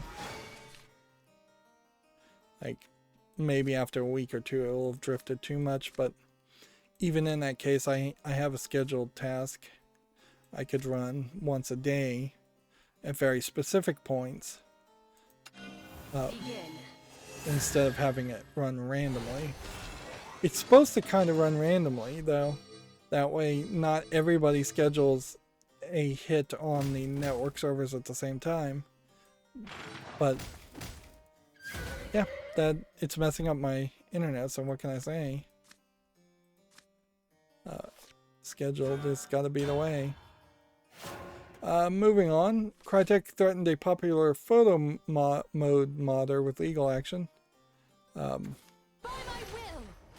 The Crisis mod was taken down. I don't know why specifically photo modes mods would be sent to cease and desist. I assume it's just one lawyer not checking up on things. Maybe you could see, maybe it was a case where they were using photos of the in-game content, or maybe they just for some reason really didn't want you to be able to hide on-screen elements, zoom in or out. Like, I don't think Crisis is even a multiplayer game, so I don't know why they're so interested in that. In a lot of ways, it just feels like they wanted to sell their remaster, so let's just send a cease and desist to anything that competes with the remaster, or we think may compete with the remaster.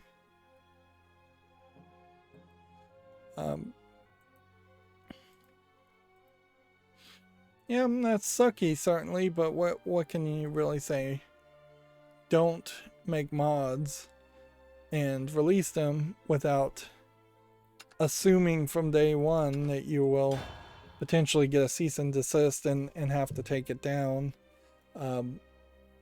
because it's not something really protected under fair use. Because you're not making a transformative work at that point, you're just making slight alterations that are directly competing with the original product. And yeah, that's a harder court case to win, certainly. Yeah, if I was going to make a mod, I would definitely, from day one, assume a false identity, have nothing traceable back to me, make it so no kind of cease and desist letter could ever even find its way to me. Because you gotta assume it's gonna go bad that way. Same is true for starting a YouTube channel. Like, I didn't start a YouTube channel with my real name or a personality or anything. So, no, well, it is my real personality. That's a terrible, I don't know why I said that. But yeah. No! Clearly, I started from the perspective of wanting to try and protect my privacy and not get doxxed from day one.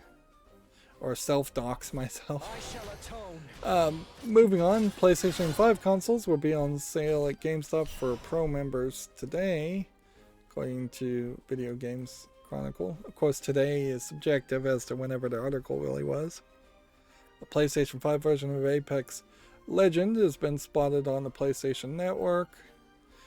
Respawn's new single-player game is reportedly a first-person shooter built around mobility and style. It's planned to be released allegedly in 2025.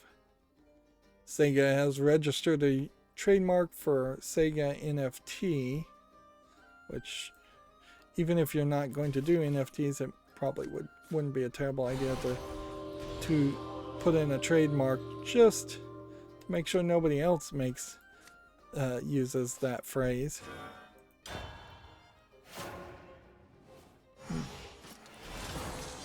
Video Game Chronicle says the PC port of God of War was in development for at least 2 years, which, okay, that's believable. Like, the only thing, I mean, you could possibly say there, I mean, what are you expecting from that? Like, senior developer has revealed he's been playing the game with mouse and keyboard for that long. Developers almost always have the ability to play games with mouse and keyboards. That doesn't even really mean that a PC port was actually officially in development. If they had developed God of War with PC support from day one, then it would have taken the 4 years or however long it took to develop God of War to also make the PC port. That would have been parallel development. So there's nothing really special there that it's 2 years. If they hadn't started from that mentality and they had to spend a couple of years to adjust an already existing God of War to support PC gaming, and it took 2 years, does that mean anything to me? Not really.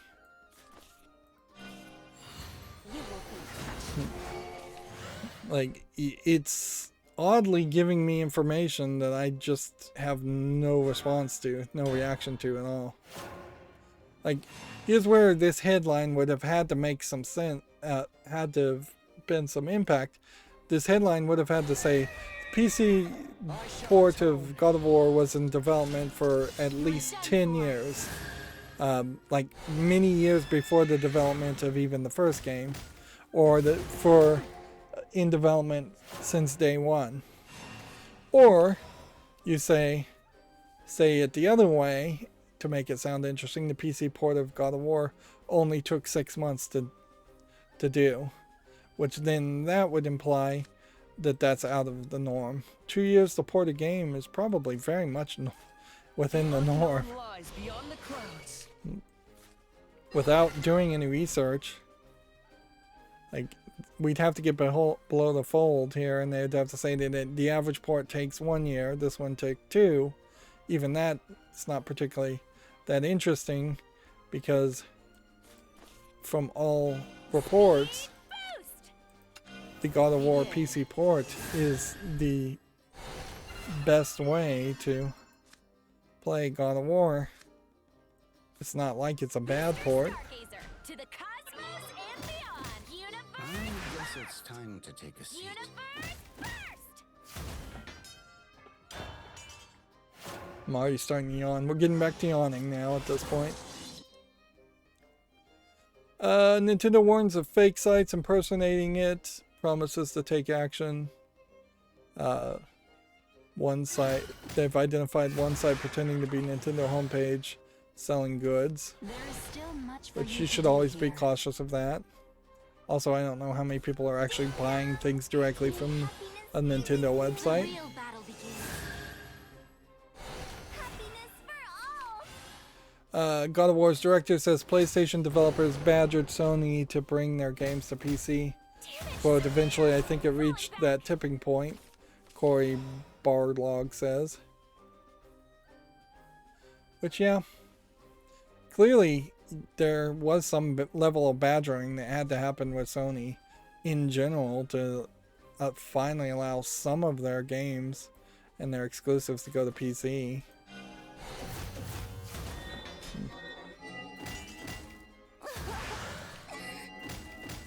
We'll meet again someday.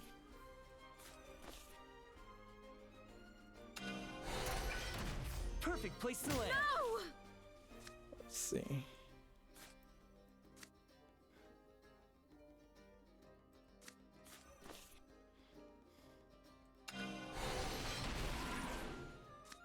Let's go ahead and evolve this guy now.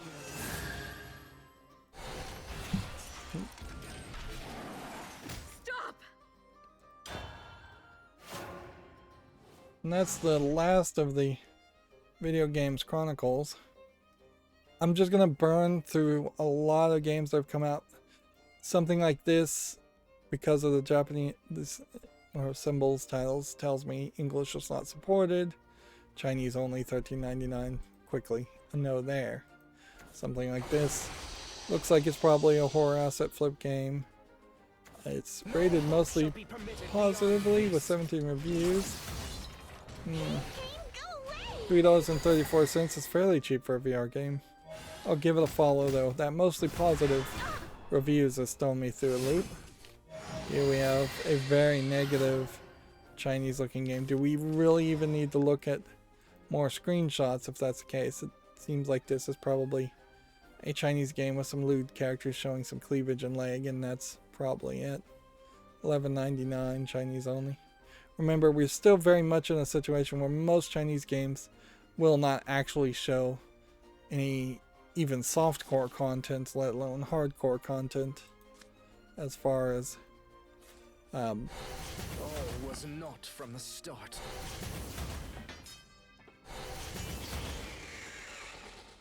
what they could possibly show Accept harmony. as far as adult content. Sorry, Dreams soar high pause there as I'm perfectly trying to Stop! actually win here. Let's see. This King's Little Universe looks like nothing. Questioning God's design Early is access, English and Chinese, $3.99. Here we have another Chinese game. It feels like maybe we have a whole bunch of Chinese games that were left for this Friday to be approved. I assume English not supported, 61 cents, Chinese only. Here we have one called Set in Debt, which looks like it's an Angry Birds clone using TNT to detonate buildings. Yeah, it doesn't visually look polished enough to interest me. $1.19, English only. We may very well have to just stop playing. It's already been 2 hours.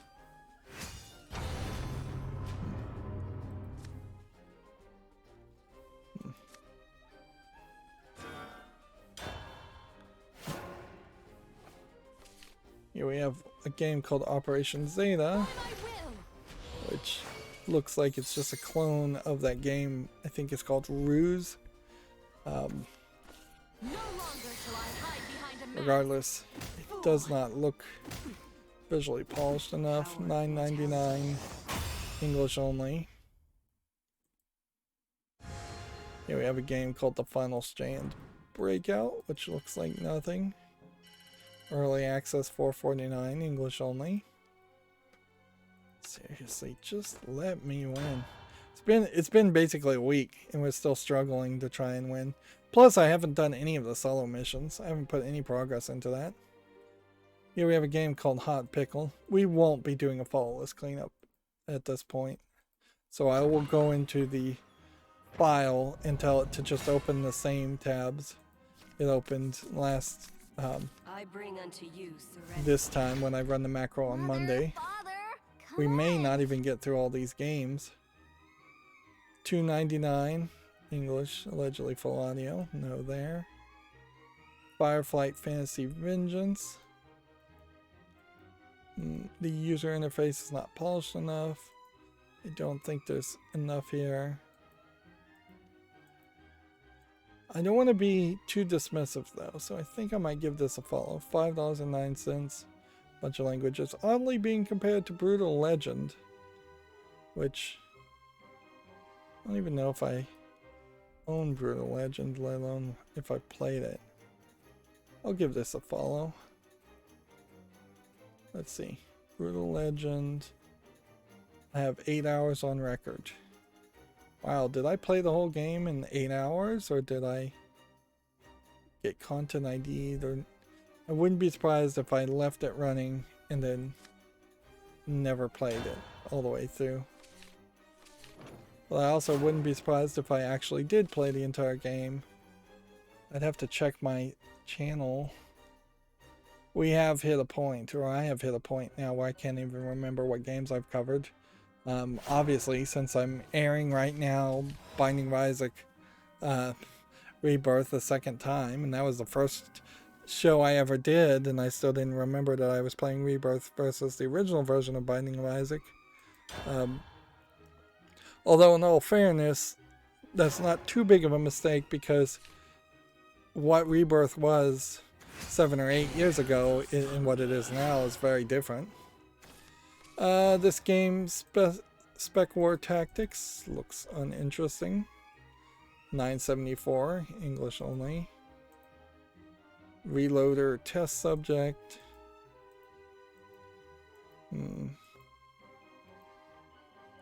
Don't think there's a full game here. Yeah. Side-scrolling hand pistol shooter game with pixely graphics. Seems kind of crazy. I guess the idea is that you're supposed to count the bullets and you have to reload at the right time, because it doesn't tell you how many bullets you have. And so you have to kind of do everything with the number of bullets in mind. 89 cents, English, Korean, Russian. I think that's still a no. Bomb Carnival. Looks like a bunch of bright neon stuff. I don't think there's a full game there. $8.99, English and Japanese. I'm just not going to even play.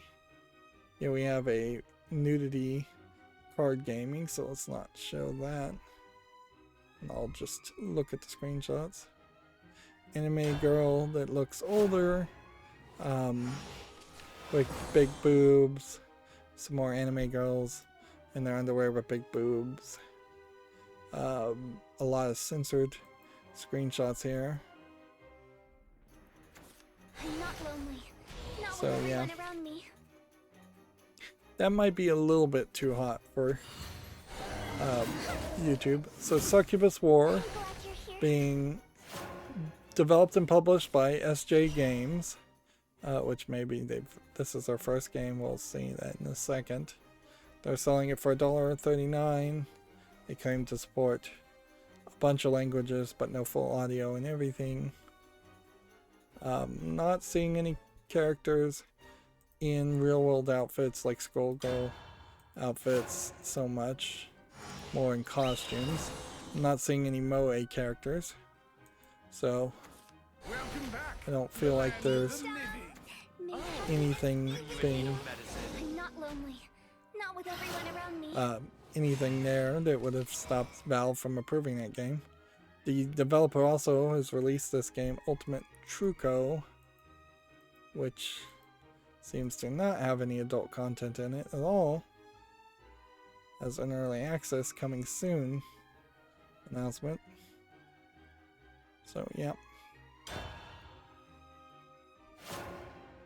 Nothing really to say about that though, because it's not like that game looked interesting, so I'm not going to put it on a follow list even if it does have adult content. This game, Retrievable, looks absolutely awful. $5.39 English only. We have to get rid of at least enough games so that I can see the GameDeveloper.com articles and get somewhat past it to close all the follow list things, all the follow list games. It's Mental Hospital Child of Evil. Very possibly is an acid flip horror game, but there's a chance it might be good too. $6.99 English only, so that does need to go on the follow list. If anything, leaving even these games, leaving some games from one day to the next and then running my macro is going to create a bit of a confusing situation. So I'll just have to deal with it. Here we have Dusk Diver 2, which the real question that we should see here. Apparently it's an accident release for $49.99, English, Japanese, and Chinese. So I guess maybe we know that there's a Dusk Diver 2 in development.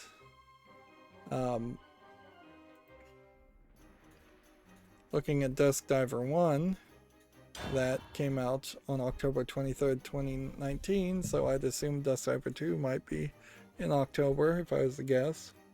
Or maybe not, maybe they'll release it in a couple days. It's rated very positively. And that would have been the real question is, was Dusk Diver 2 on the wish list? If so, put it on the fall list. If it's not on the wish list or fall list, then we need to start implementing that fact into considerations of sequels. I really don't see myself wanting to play a sequel to a game if I don't want to play the first of the game, particularly if it's a more modern game.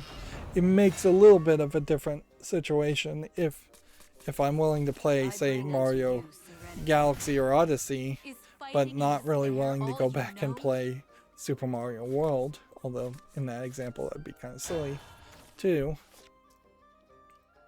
But yeah, modern games that are only less than 10 years old, you probably do want to play the original version of them.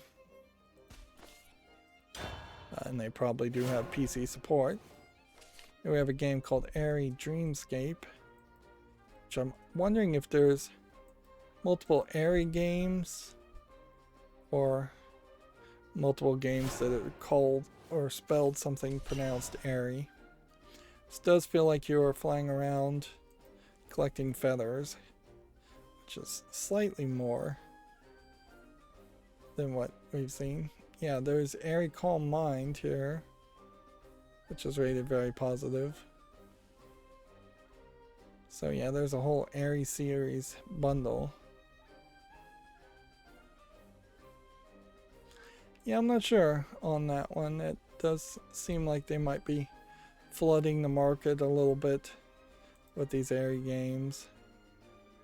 And so what I'm going to do is I'm going to put this on the fall list to hope that in some point in the future when I do a fall list cleanup, I run through 3 or 4 Airy games and decide not to put any of them on the wish list because there's just too many. We have a game called Two World Portal, which kind of feels like an asset flip game, but it might just be a decent AA adventure puzzle game. $4.99, allegedly full English audio.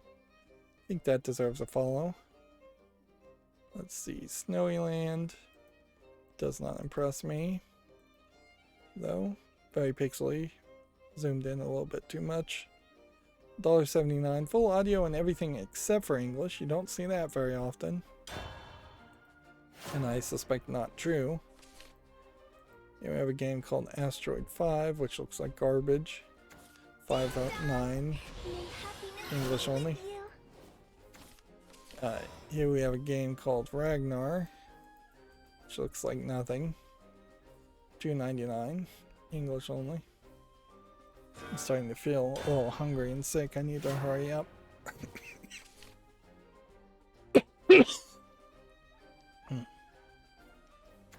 With my wings and feet, I will take to the skies. Let's get this neck pillow off. Yep. See if that changes anything. At least having air on my neck is a different feeling. It's kind of sweaty. Alright, so Gamatsu news now. SNK vs. Capcom Card Fighters Clash is now available for Switch. it's a surprise release. I think we had already talked about that. Sony Interactive Entertainment, PlayStation pulling the retail cards. All cards must be off the shelves by January 21st. And if the most they sell is 12 months cards, then you can just pretty much assume by February of next year, PlayStation Now as a service is going to be mostly gone. A game called Rise of the Third Power launches February 10th. Looks like it's a pixely RPG game. Although this art style kind of leans more to the idea that it might be made by a Western developer. Or it may just be a different art style. I'm probably never going to see a game that looks like this though and find something interesting or different. The art style being different in the trailer and the cover art and the thumbnail art doesn't really matter when it's all the same RPG Maker pixel art style in the actual gameplay. Let's see. Pocky and Rocky Reshrined has a character trailer and screenshots. So they've added some new characters that I don't think were in the original game. It is still fairly questionable whether this game will make it to the West and whether it would have any real value. It is going to be... It would be kind of funny if this is the Smash TV game that I would hope for. Because we do see a lot of twin stick shooter games out there, but they tend to not be worth playing. This one has a little bit of dungeon crawling on top of general just top-down twin stick shooting. What's funny is they describe that as a shoot 'em up game, and I would disagree with that description. eBaseball Powerful Pro Baseball 2022 has first details and screenshots, which more hype for the series that I think is fairly popular, but I wouldn't really expect anything more from it. If anything, looking at these screenshots, it feels like there's more to this game than I even thought. That it might have a story mode and some RPG elements even. So here's the new CEO of Platinum Games, and you can see him, and yeah, he definitely feels younger looking. It'd almost be interesting to search his name and see if we can find a picture.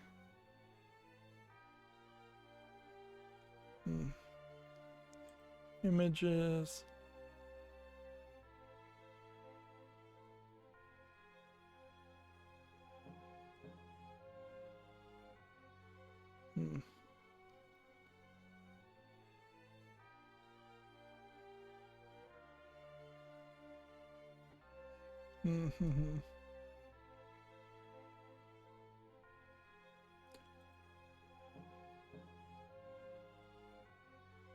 As best as I can figure, this was the old Platinum guy. You can see he kind of has a somewhat scraggly beard and he's bald. And looks a little bit older. And, you know, Asians and figuring out their age is very difficult for Westerners. So he could be 10 years older, 15 years older. I would be hard pressed to guess he's late 70s. Although Asians growing beards and is pretty much an old man thing, certainly. And so I wouldn't be surprised if he's as early as mid-50s, whereas the new guy might be mid-40s, and as late as 74, as far as his age. and I'll just leave it at that. We may very well find that he left for no reason involving his age at all. Alright, moving on. Let's once again start a battle, even though we're never gonna win. Actually, I probably don't even need to be playing ranked. Hatsune Miku Tsunaguru Puzzle Tamagotchi announced for Switch.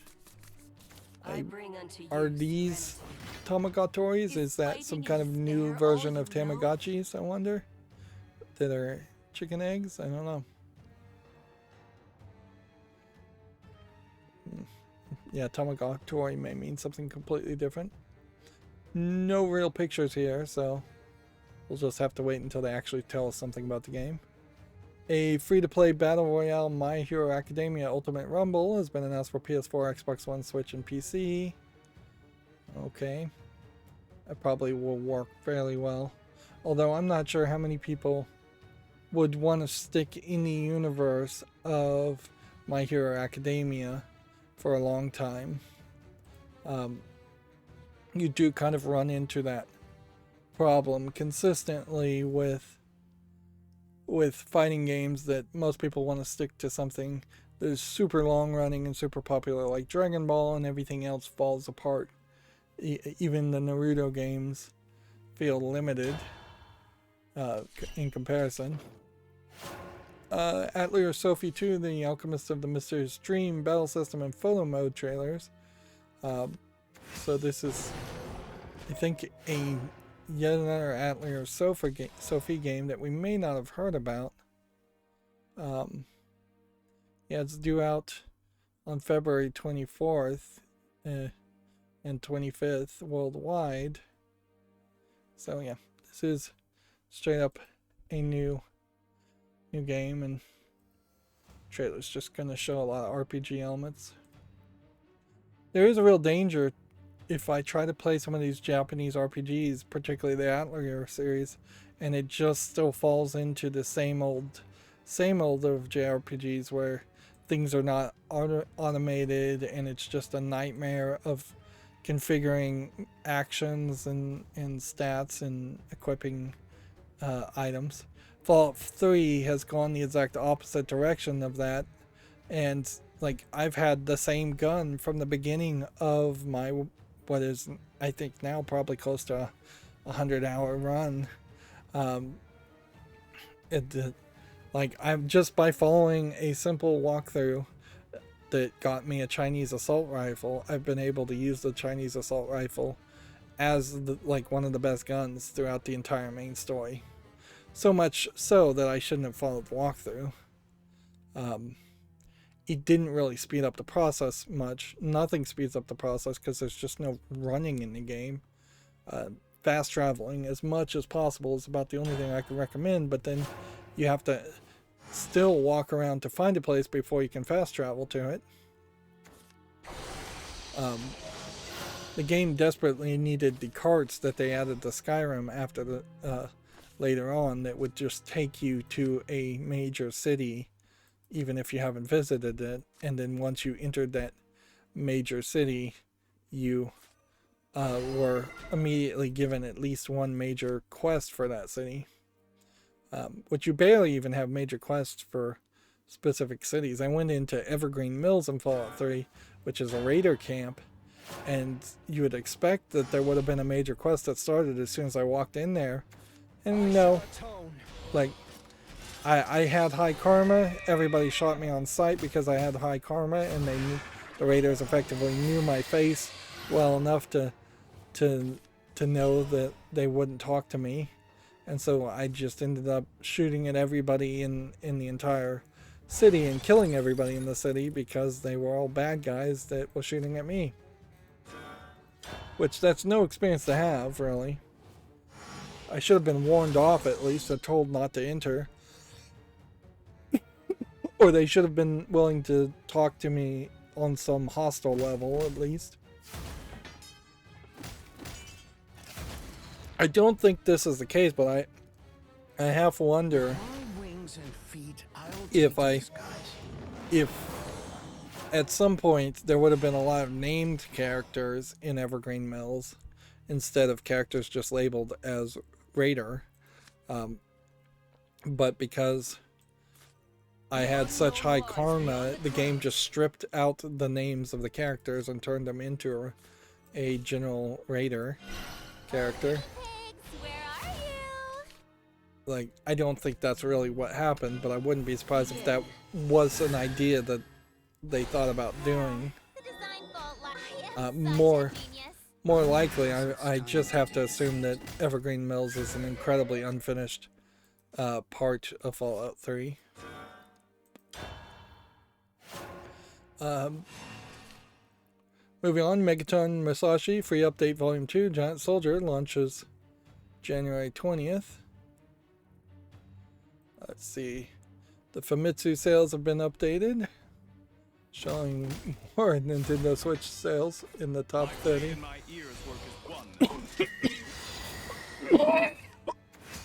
Seriously, it doesn't matter how many PlayStation 5s you sell, or PlayStation 5 digital editions you sell, or even Xboxes you sell, when the top 30 units of games being sold are just being completely dominated by Nintendo Switch sales.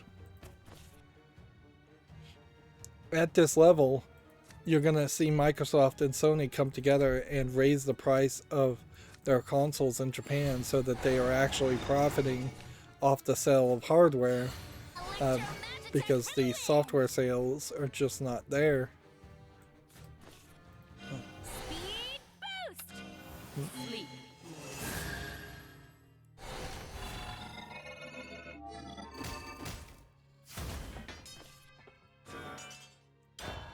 I'll leave you to actually read those sales numbers if you're interested. I think going forward I might try to do that. Pokemon Legends Arceus 13-minute gameplay preview trailer. I don't really expect there to be too much surprising there. Just hopefully optimization improvements. Hopefully we don't see, as Pokemon is moving into the third dimension, they also start adapting more complicated, older, age-targeted RPG elements. Because Pokemon is always supposed to be baby's first RPG, and we want them to kind of stay that way for people who don't want to play a lot of RPG elements. We may very well see the end of turn-based actions with Arceus or a future Pokemon game, and they may just never go back to taking turns, but I'm not sure they would even do that.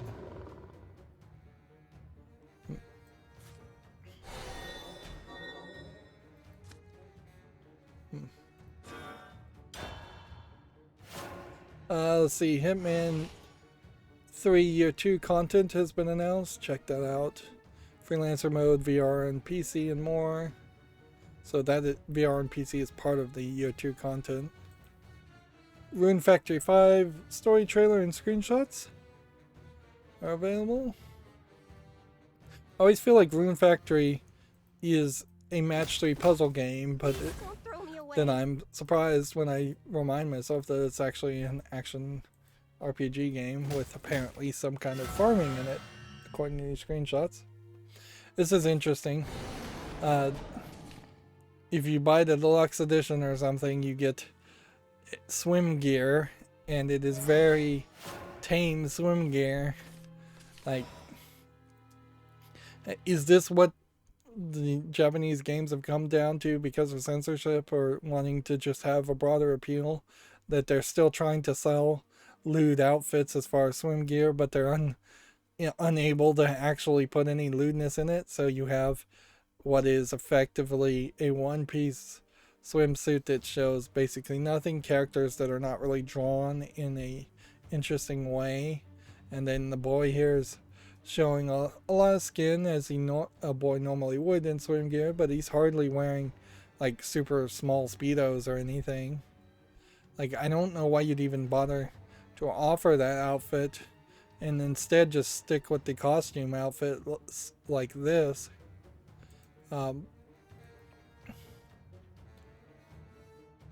There is marriage, obviously, in Rune Factory. It says marriage candidates outfit set. But I assume that's all there is going to be to it. Frankly, if you look at the actual gameplay screenshots, though, having them in swimsuit outfits, it's not going to be very visually appealing anyways.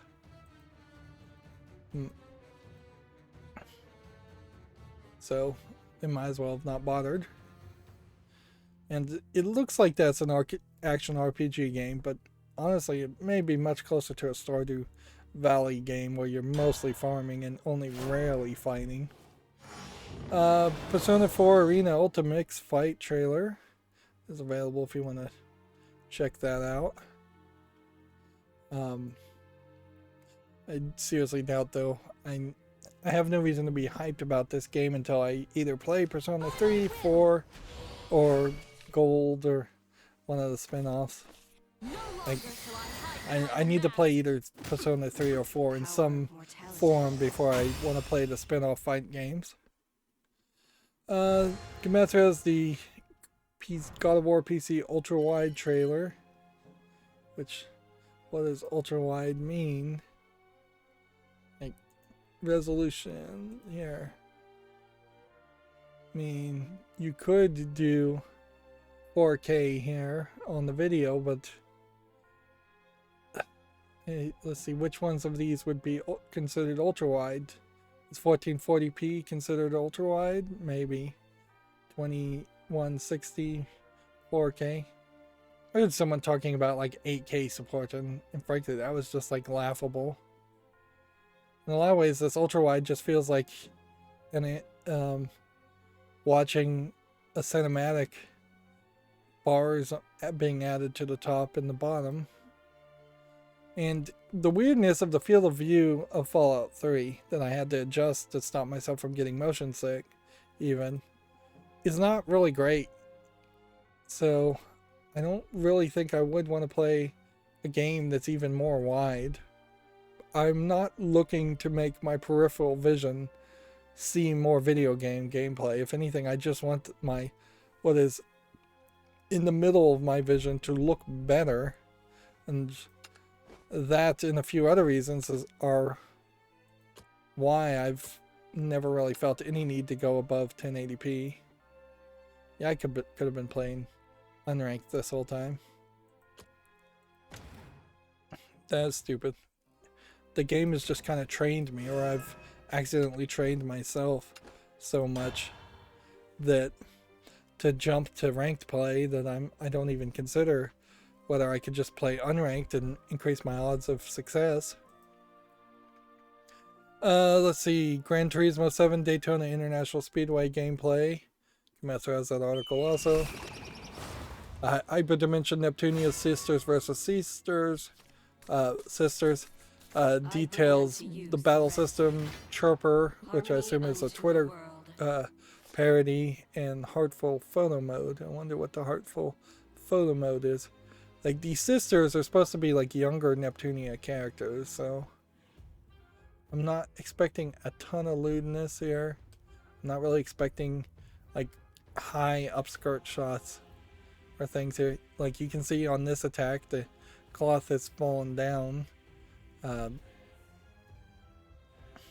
So the only thing I could think is that the Heartful Photo Mode is going to be a photo mode that is not really leaning towards lewdness.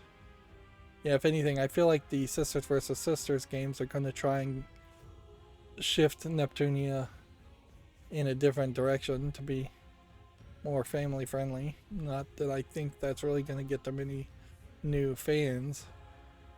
Neptunia as a series is just always going to be its own niche. I own most of the Neptunia games, or the old Neptunia games, so it'd make a lot of sense to start covering them. The battle outfits here are kind of like one-piece swimsuits, and frankly, they're more revealing the previous one-piece swimsuits, and they're the only thing that is really showing, giving a little bit of skin. These screenshots are still oddly cutting off the head and feet. Here you can see some stomach seeing through and this bikini battle armor. But yeah, I think this is going to be a fairly generic game. Ideally, you would hope that a game like this is fairly short too, but I'm not sure the Neptunia games really are that short, considering how they kind of constantly are releasing Neptunia games. And I didn't actually see an actual photo mode, unless this is the photo mode. This is probably the photo mode, and yeah, seems like maybe you can just go into photo mode in different poses or in the middle of cutscenes. But yeah, it does not really, none of these photos indicate that they're going for a lewd photo mode, which would be what I would have kind of expected them to allow more of. Let's see. Dying Light 2 Stay Human, the reason, gameplay trailer, and more. I don't see a real reason to be hyped about Dying Light 2 any more than I already am. That being said, it seems like the people who are trying to advertise Dying Light 2 don't see a reason to hype people either in a proper way, and so their post claiming it was 500 hours and then claiming actually the main game is 20 hours and then coming back and trying to clarify again a third time and saying it's the main game is 30 hours, but then the average amount of extras would be 80 hours. So the game literally over the course of a few days went from a 500-hour game in their claims to a 20-hour game, which is way too big of a swing, to now they're saying it's a 100-hour game for most people. Which, honestly, if they're going to talk about hours in games, which maybe you shouldn't ever in the first place, but if you're going to do it, that's not a terrible system to embrace. To say, we're going to say the speedrun, we suspect people will speedrun this game in, or maybe you don't use the speedrun word, maybe you go, a rushed playthrough will take 20 hours, a leisurely playthrough will take 100 hours, and a completionist playthrough will take 500 hours. And if it was always the case that you made that argument and described your games in that way, then yeah, that would be more information and a better way of presenting things. Moving on, Getsu Fumadin Undying Moon has been rated for the PS5, Xbox Series, PS4, and Xbox One in Brazil. What adorable, which ephemeral definitely some lives. different visual art here for this type of game. And Ikai launches March 29th. This is a Japanese folklore-inspired psychological horror game, according to the subtitle there. Do we have a trailer? No. So it could be just about anything. Should I be playing? Not really.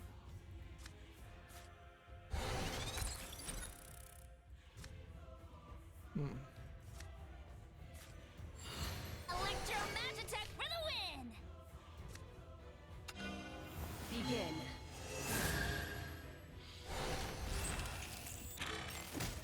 Just when I thought I was kind of over the hay fever, I'm starting to have a lot of hay fever right now. Hopefully this doesn't just go in a full circle and I'm sick for a whole nother week. I'm still not 100% over being sick from last week, but I'm getting better. Here we have a game on Steam called Ragnar. It looks uninteresting. $2.99 English only. Anything that's just trying to look like a NES game is going to have to really work hard to impress me. Here we have a game called The Vision of the Ant, which just looks like an RPG Maker garbage game. $9.99 English only. We may actually get through everything today, which is probably good. Here we have a game called How Fish is Made, which feels like this isn't possibly an old game being re-released. That being said, I don't recognize it, and it really feels more like it might just be an asset flip garbage game.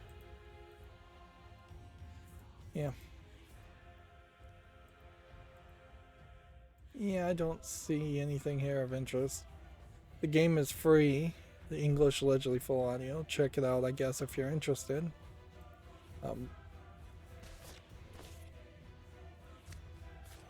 What potential does mankind have? Let's see. Sleep. You're the defective ones. I will never Hit forgive that you. one. Rest now. Hit that one. Rest now.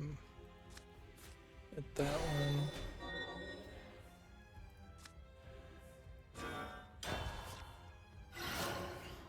Here we have a game on Steam called Freegore, And which sees that you carry out your mission. I don't think there's a full game here. Let's watch the trailer. I'll destroy you all. It's free to play. Yeah, that's not gonna Don't work. throw me away. With endless gameplay. Early access, free to play, English only, no in-app purchases, so I'm not sure how you could really make a quality product when you have no monetization method. Like, sadly, we're not in a situation where I could ever trust that somebody got funded in some other Kickstarter weird way or something like that, and that led to a situation where people could release a game for free.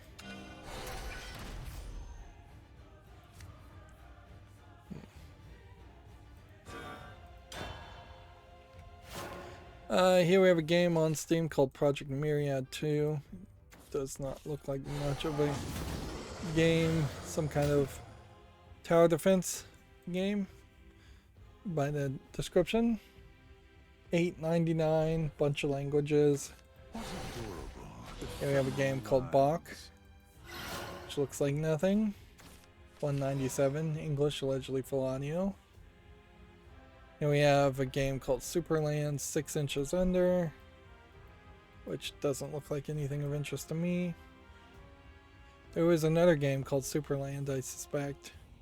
This is $16.99, bunch of languages. Was this previous Superland actually good? Well, it was overwhelmingly positive and is on my wish list as a single player game. So if we take that information and reconsider, what is this? Mix between Portal, Zelda, and Metroid. Single player. Okay, well, I'll put it on the follow list and give it a chance then. Here we have a game called Gear City, which looks like nothing.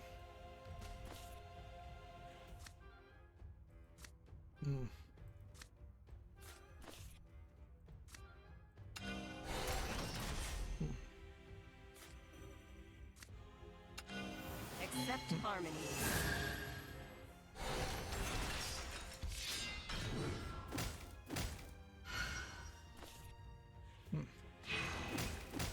Rest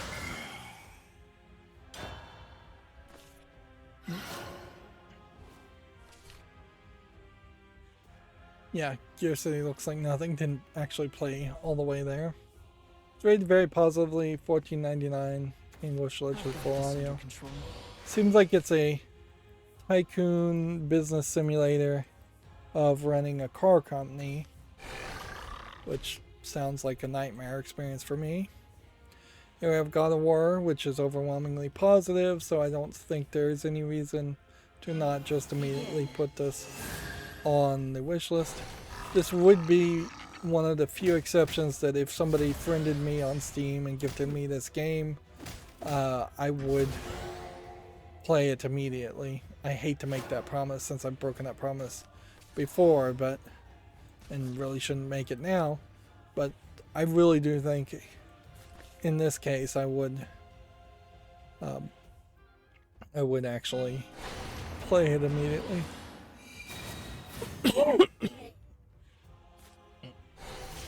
Possible. Yeah, I'm doing poorly.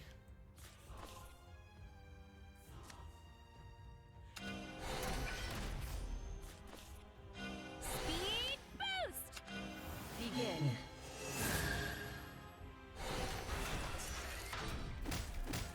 Running is always an option. You know, I'd really like to stop feeling sick, but whatever. I guess this is life. I hold purgation in my hand. But it really sucks when you get into a stream like this and you're either I haven't eaten or I'm feeling allergic or just feeling tired because of insomnia. Power of It would be, I'd really like to be in more of a situation where I could do a 3-hour stream and feel great from the beginning to the end and really just focus on making the content. Although I'm not going to blame my poor health on my poor quality of content, really, but it probably does play a factor. It's going to play a factor here because I'm not even going to bother to start another game. Let's just finish the news and be done with it. See if we can actually get all the news done. This Crystal Clash game looks like a tower defense game of no interest. Free to play with in-app purchases. Bunch of languages. We have about 30 tabs. Box's Dream looks like nothing. That won't be that much though. $1.79 English only. A game called Voyager, which seems like it's too much of a text game for its own good. In a way, it might be a twist on Carmen Sandiego, where you go to places and then they ask you trivia questions about the places, but it's not visually polished enough for that. $2.99, bunch of languages. One of the benefits also of the Where in the World is Carmen Sandiego flat 2D animation is that they didn't really have to draw a lot of imagery to talk about a place and talk about the cities. Here we have a game called Sanctuary Hand, which has 5 words as its description. So that seems fairly low effort, although visually the dinosaurs look alright. Early access, $15.99. I'm just gonna risk it and skip this one. I don't think there's really gonna be a game here, as much as just a sandbox simulator. Here we have a game called Polygoners, which looks like garbage. Free, English only, requires a controller. Here we have a game called Funny Pets, which just looks like a match 3 game. Mobile phone port, $5.39. Several languages, allegedly full English audio. I've only seen a couple adult games today too, and maybe this is the off week and I just don't remember, but I kind of feel like last week was the off week, but who knows. Archipelago here is just a pixely tower defense game. $4.49 English only. Here we have a game called It Follows You, which looks like a low effort asset flip horror game. $1.39 English only. Here we have Circo Dark Story, which doesn't look like much of anything. 99 cents. We're really just rejecting almost everything today, which is not uncommon. New Home Medieval Village looks like nothing. Simulation City Builder. Early access, $15.99. Several languages. Spooky Shooter 3D is a Doom clone, obviously, and I don't see anything special about it. 59 cents, English only. Probably a fair price for such a low effort game, but arguably maybe such a low effort game shouldn't even be allowed on Steam. Here we have a game called Desolation Tycoon, which looks like nothing. $9.59. I really would at this point just reject any game that looks like this, regardless if it actually had an amazing gameplay mechanic. I just don't want to look at the visuals of something like this. It just doesn't work. I'd rather just see a loading screen of this character walking from one place to the other.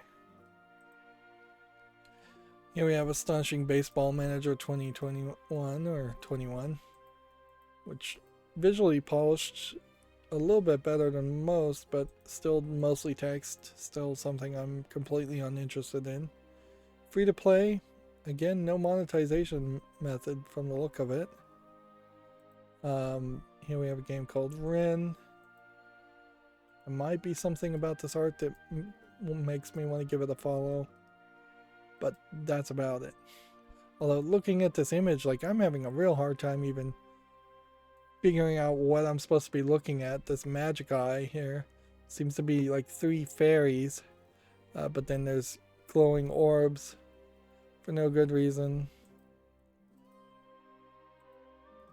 I kind of like the art style, but I think the game itself is your standard RPG garbage.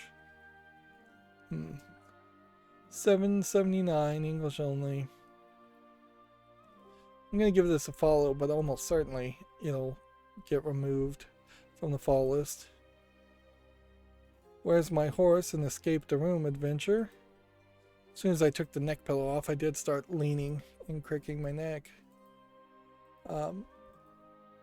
So yeah, maybe it is better for me just to keep myself in traction effectively with a neck pillow and maintain proper posture, because obviously my posture sucks. $3.74. This doesn't look of any interest.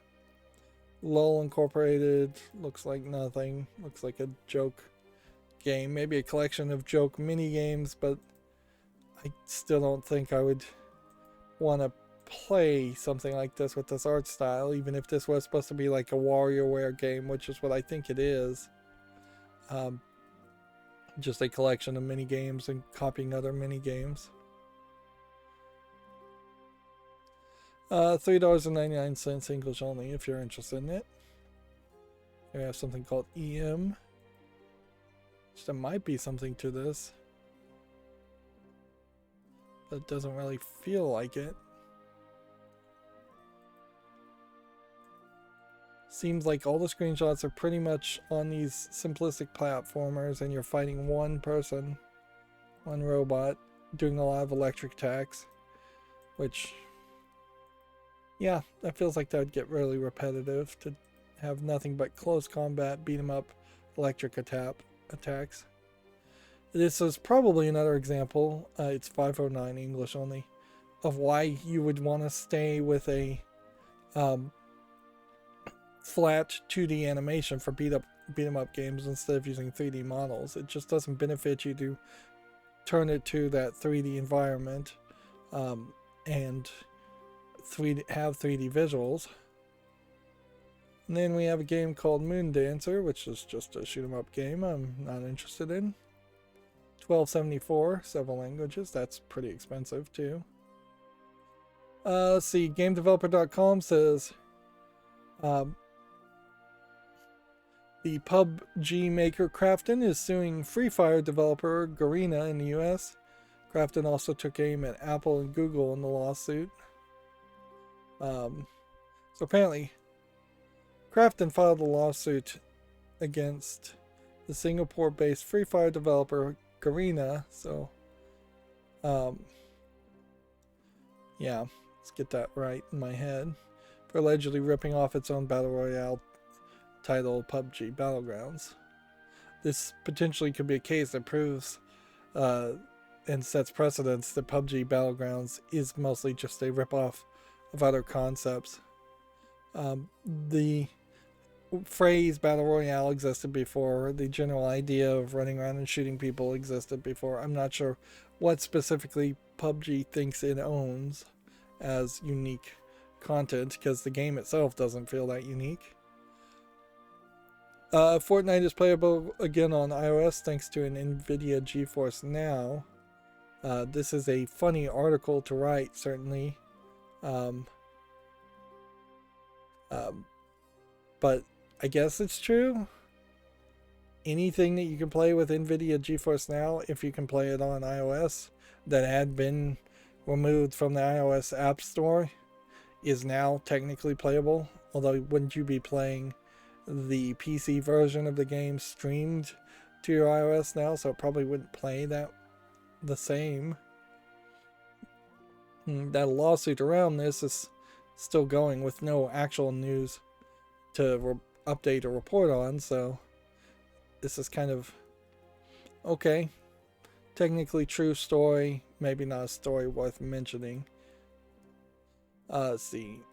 Team 17 has bought up Astragon Entertainment for £100, or is that €100? €100 millions. 100 million euros. It's a simulation software publisher. Team 17 trying to be a very big game. A upcoming Humble Bundle subscription library changes are going to remove Macintosh and Linux support. Starting in February, Macintosh and Linux versions will no longer be offered to Humble Choice subscribers. Which really, that just seems like another nail in the coffin of the Humble Bundle as a concept. And that they are... I don't think anybody is really wanting to do business with Humble Bundle anymore. It was fun while it lasted, but time to move on. I'm a little surprised we haven't seen other bundling services come out, but you've got to make those connections. You've got to give some to charity, or everything to charity. You've got to make people feel good about buying the games on a third-party site versus just waiting for a Steam sale and buying it during a Steam sale directly from Steam. Registration is open for GDC Masterclass at GDC 2022 in March. Cost promotion. I should stop covering these articles, frankly. I have no reason to promote GDC. And then they have actual news here, an obituary for the Lionhead / 22 Cans art director Paul McLaughlin, dying at 57. The Xbox guy, Major Nelson, also tweeted out something nice to say about him.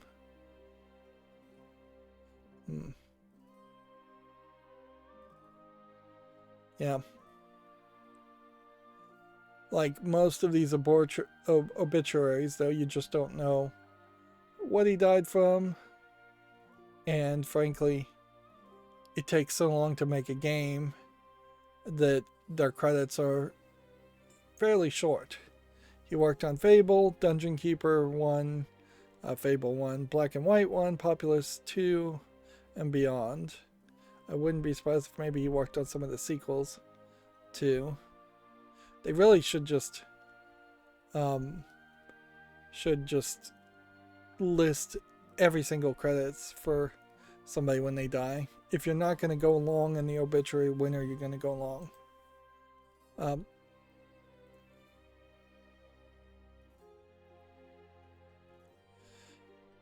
And then GameDeveloper.com has this article. Parent-led lawsuit against Valve over Counter-Strike Go. Skin gambling is dismissed. The too long didn't read here. Subtitles: you didn't use Steam, so you can't sue Valve. Which I guess...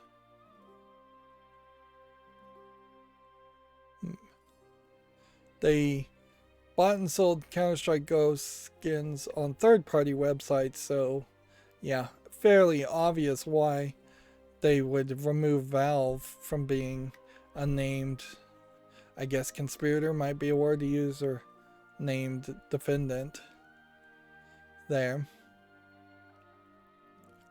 I would hope that this lawsuit was written better so they were also actually suing the third-party websites, but maybe the websites have already taken the money and run. More than likely that's the case. And then we could get into some moralizing and say maybe parents should learn nowadays to make sure they know what their kids are doing online, have control over the credit cards at the very least. It's fairly insane to let kids have access to buy anything at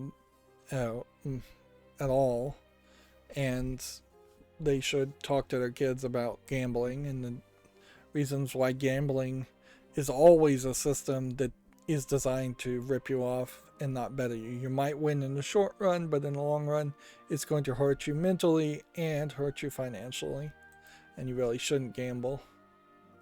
And then they have the same story. Final Fantasy XIV will be purchasable again soon.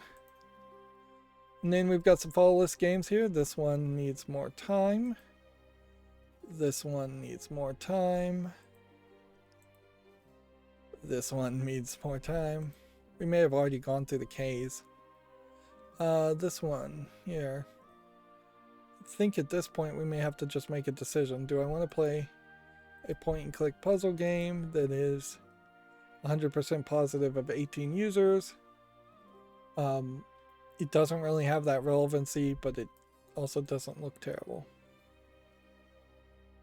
So I think I'm gonna just have to make an executive decision and say go ahead and put this on the wish list. Yeah. Even though it doesn't quite meet the relevancy meters. Kraken Academy. Is this a visual novel?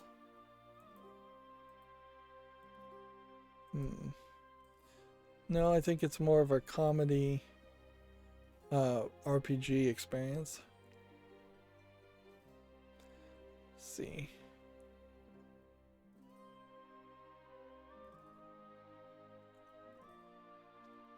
Not sure what the actual gameplay mechanic here is, though. It seems like it's a lot of wandering around and talking to people. And in a lot of ways, Kraken Academy feels like it should be a webtoon or cartoon more than a video game.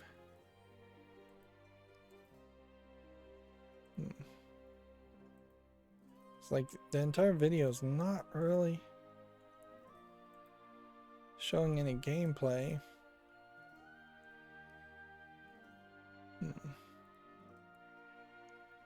Man, if I have to scroll down here to try and figure out what the actual gameplay mechanics are.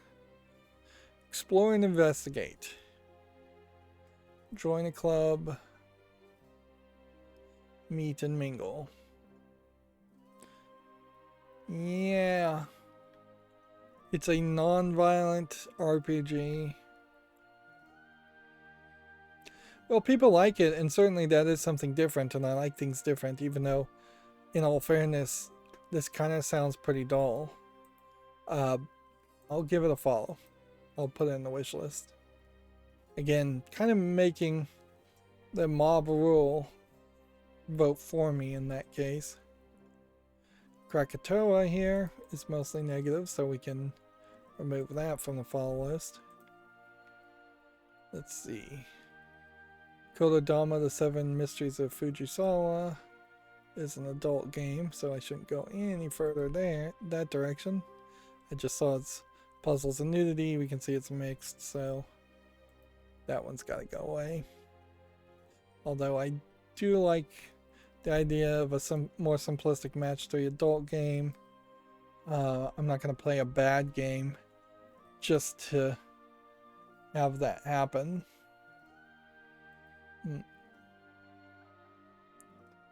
And then, let's see, this Cosmos Locky Space and Beyond needs more time for my tabs. Cosmos Locky Guide to Space needs more time. 2 different games.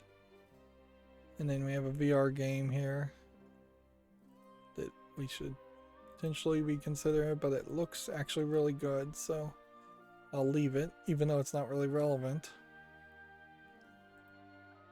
And then here we have another visual novel, rated very positively.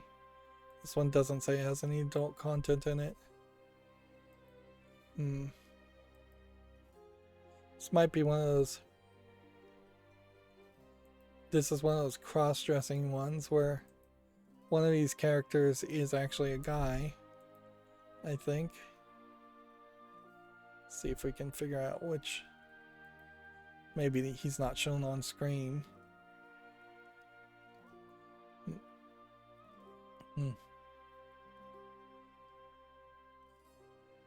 No, I guess this isn't a cross-dressing one. It says he's been working part-time. His plan was to start working full-time after graduation and not go to college, basically. His little sister tells him that if he won't go to university, she won't either.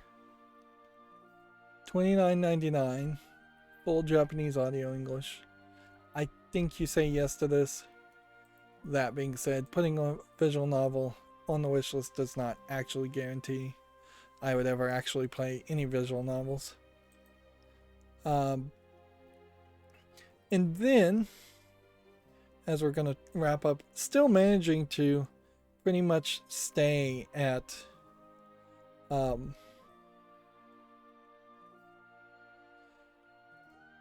at 3 hours for a stream.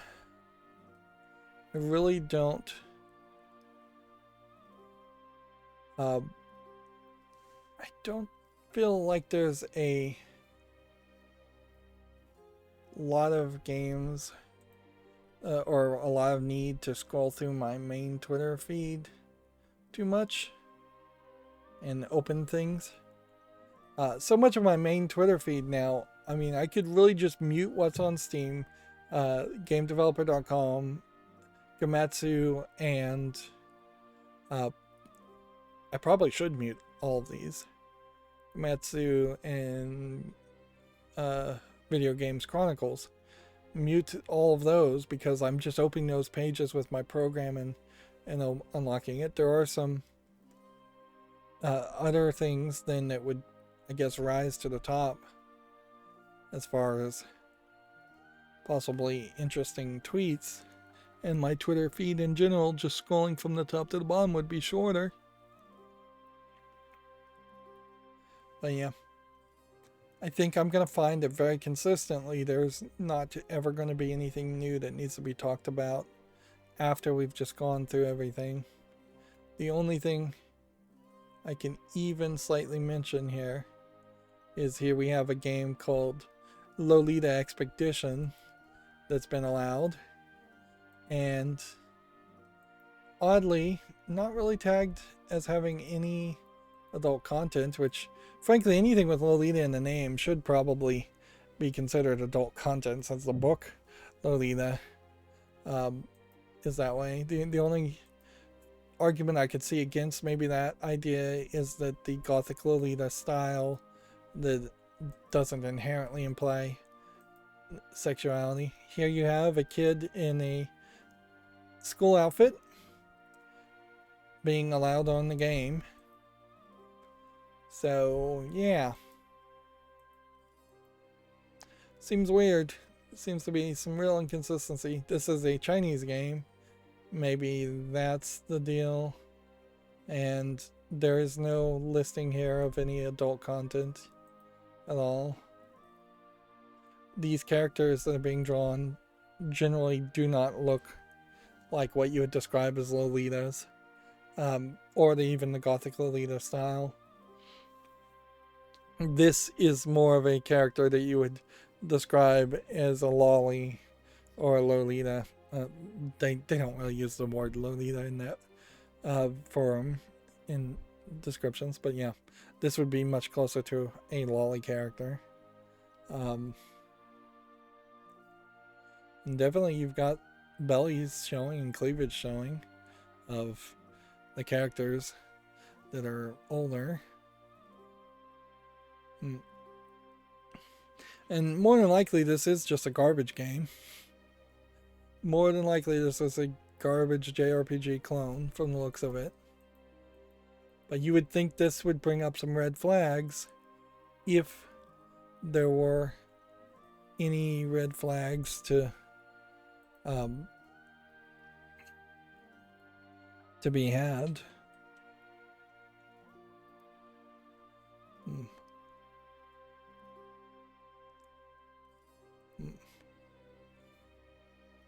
Let's see if I can find the game.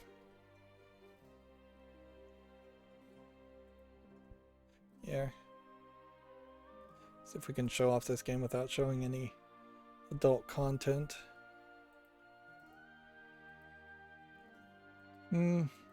Yeah, I think we probably can dance around YouTube family friendliness. This is the game that they claim, Just is claiming, JAST is the name of the company. It was just outright rejected, and you can see in comparison, Full Metal Daemon Muramasa, it's a character in a school outfit. The difference is this is an adult game, so there is some lewdness, but it seems like it's mostly just a visual novel, maybe mech fighting game. There might be some element here this game doesn't really screenshot or highlight, specifically that they had a problem with, or there might be just somebody different in charge rejecting the game on somebody else's rules. I wouldn't be surprised if there is a system where they established some kind of ridiculous rule and then they have now just reinterpreted and followed that rule without understanding the reasoning behind the rule or the implementation of the rule in the first place. It may very well be just a case of momentum. Yeah, there's not really a lot here in the trailer. It looks like it's more of a militaristic game than anything else. In fact, the art style in that opening animation here doesn't even look that good.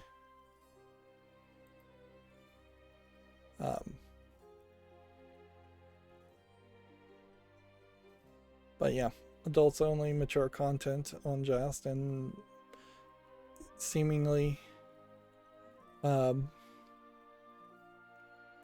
allowed even in a censored form. It's important to point out though that this game also was being listed on Steam in a censored version, not the uncensored version. And Steam has been fairly inconsistent on that one, too. If we're to believe Just, and believe that Steam really rejected it. It's tagged as having no mosaics, so it's uncensored, compared to Japanese releases, which have to be censored, and having gore in it.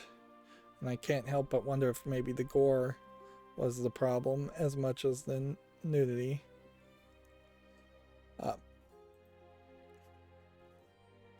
Yeah, and we've done it again. It really is getting down to the point where just making it to the end through all the news feels like a victory for me. Yeah, I feel like I've succeeded here, even though on Shadowverse specifically I have not succeeded at all. Made basically no progress at all today, and am just with every stream becoming less and less interested in actually playing Shadowverse. Really, if I could just think of a good screen to switch to otherwise between the web peak, I would probably get rid of the Shadowverse and just talk about video game news separately. But I haven't thought of that. I don't want to do face cam. I don't want to try doing something else. But yeah, that's going to be it for this stream. As always, I ask you to like, share, subscribe, comment, and watch every second of my videos. If you want to friend or follow me on any social media sites, there's a whole bunch of links down below. And if you want to support me further, there's a link to Patreon, or you can friend me on Steam and gift me a game off my wishlist. Thank you for watching. Have a good evening.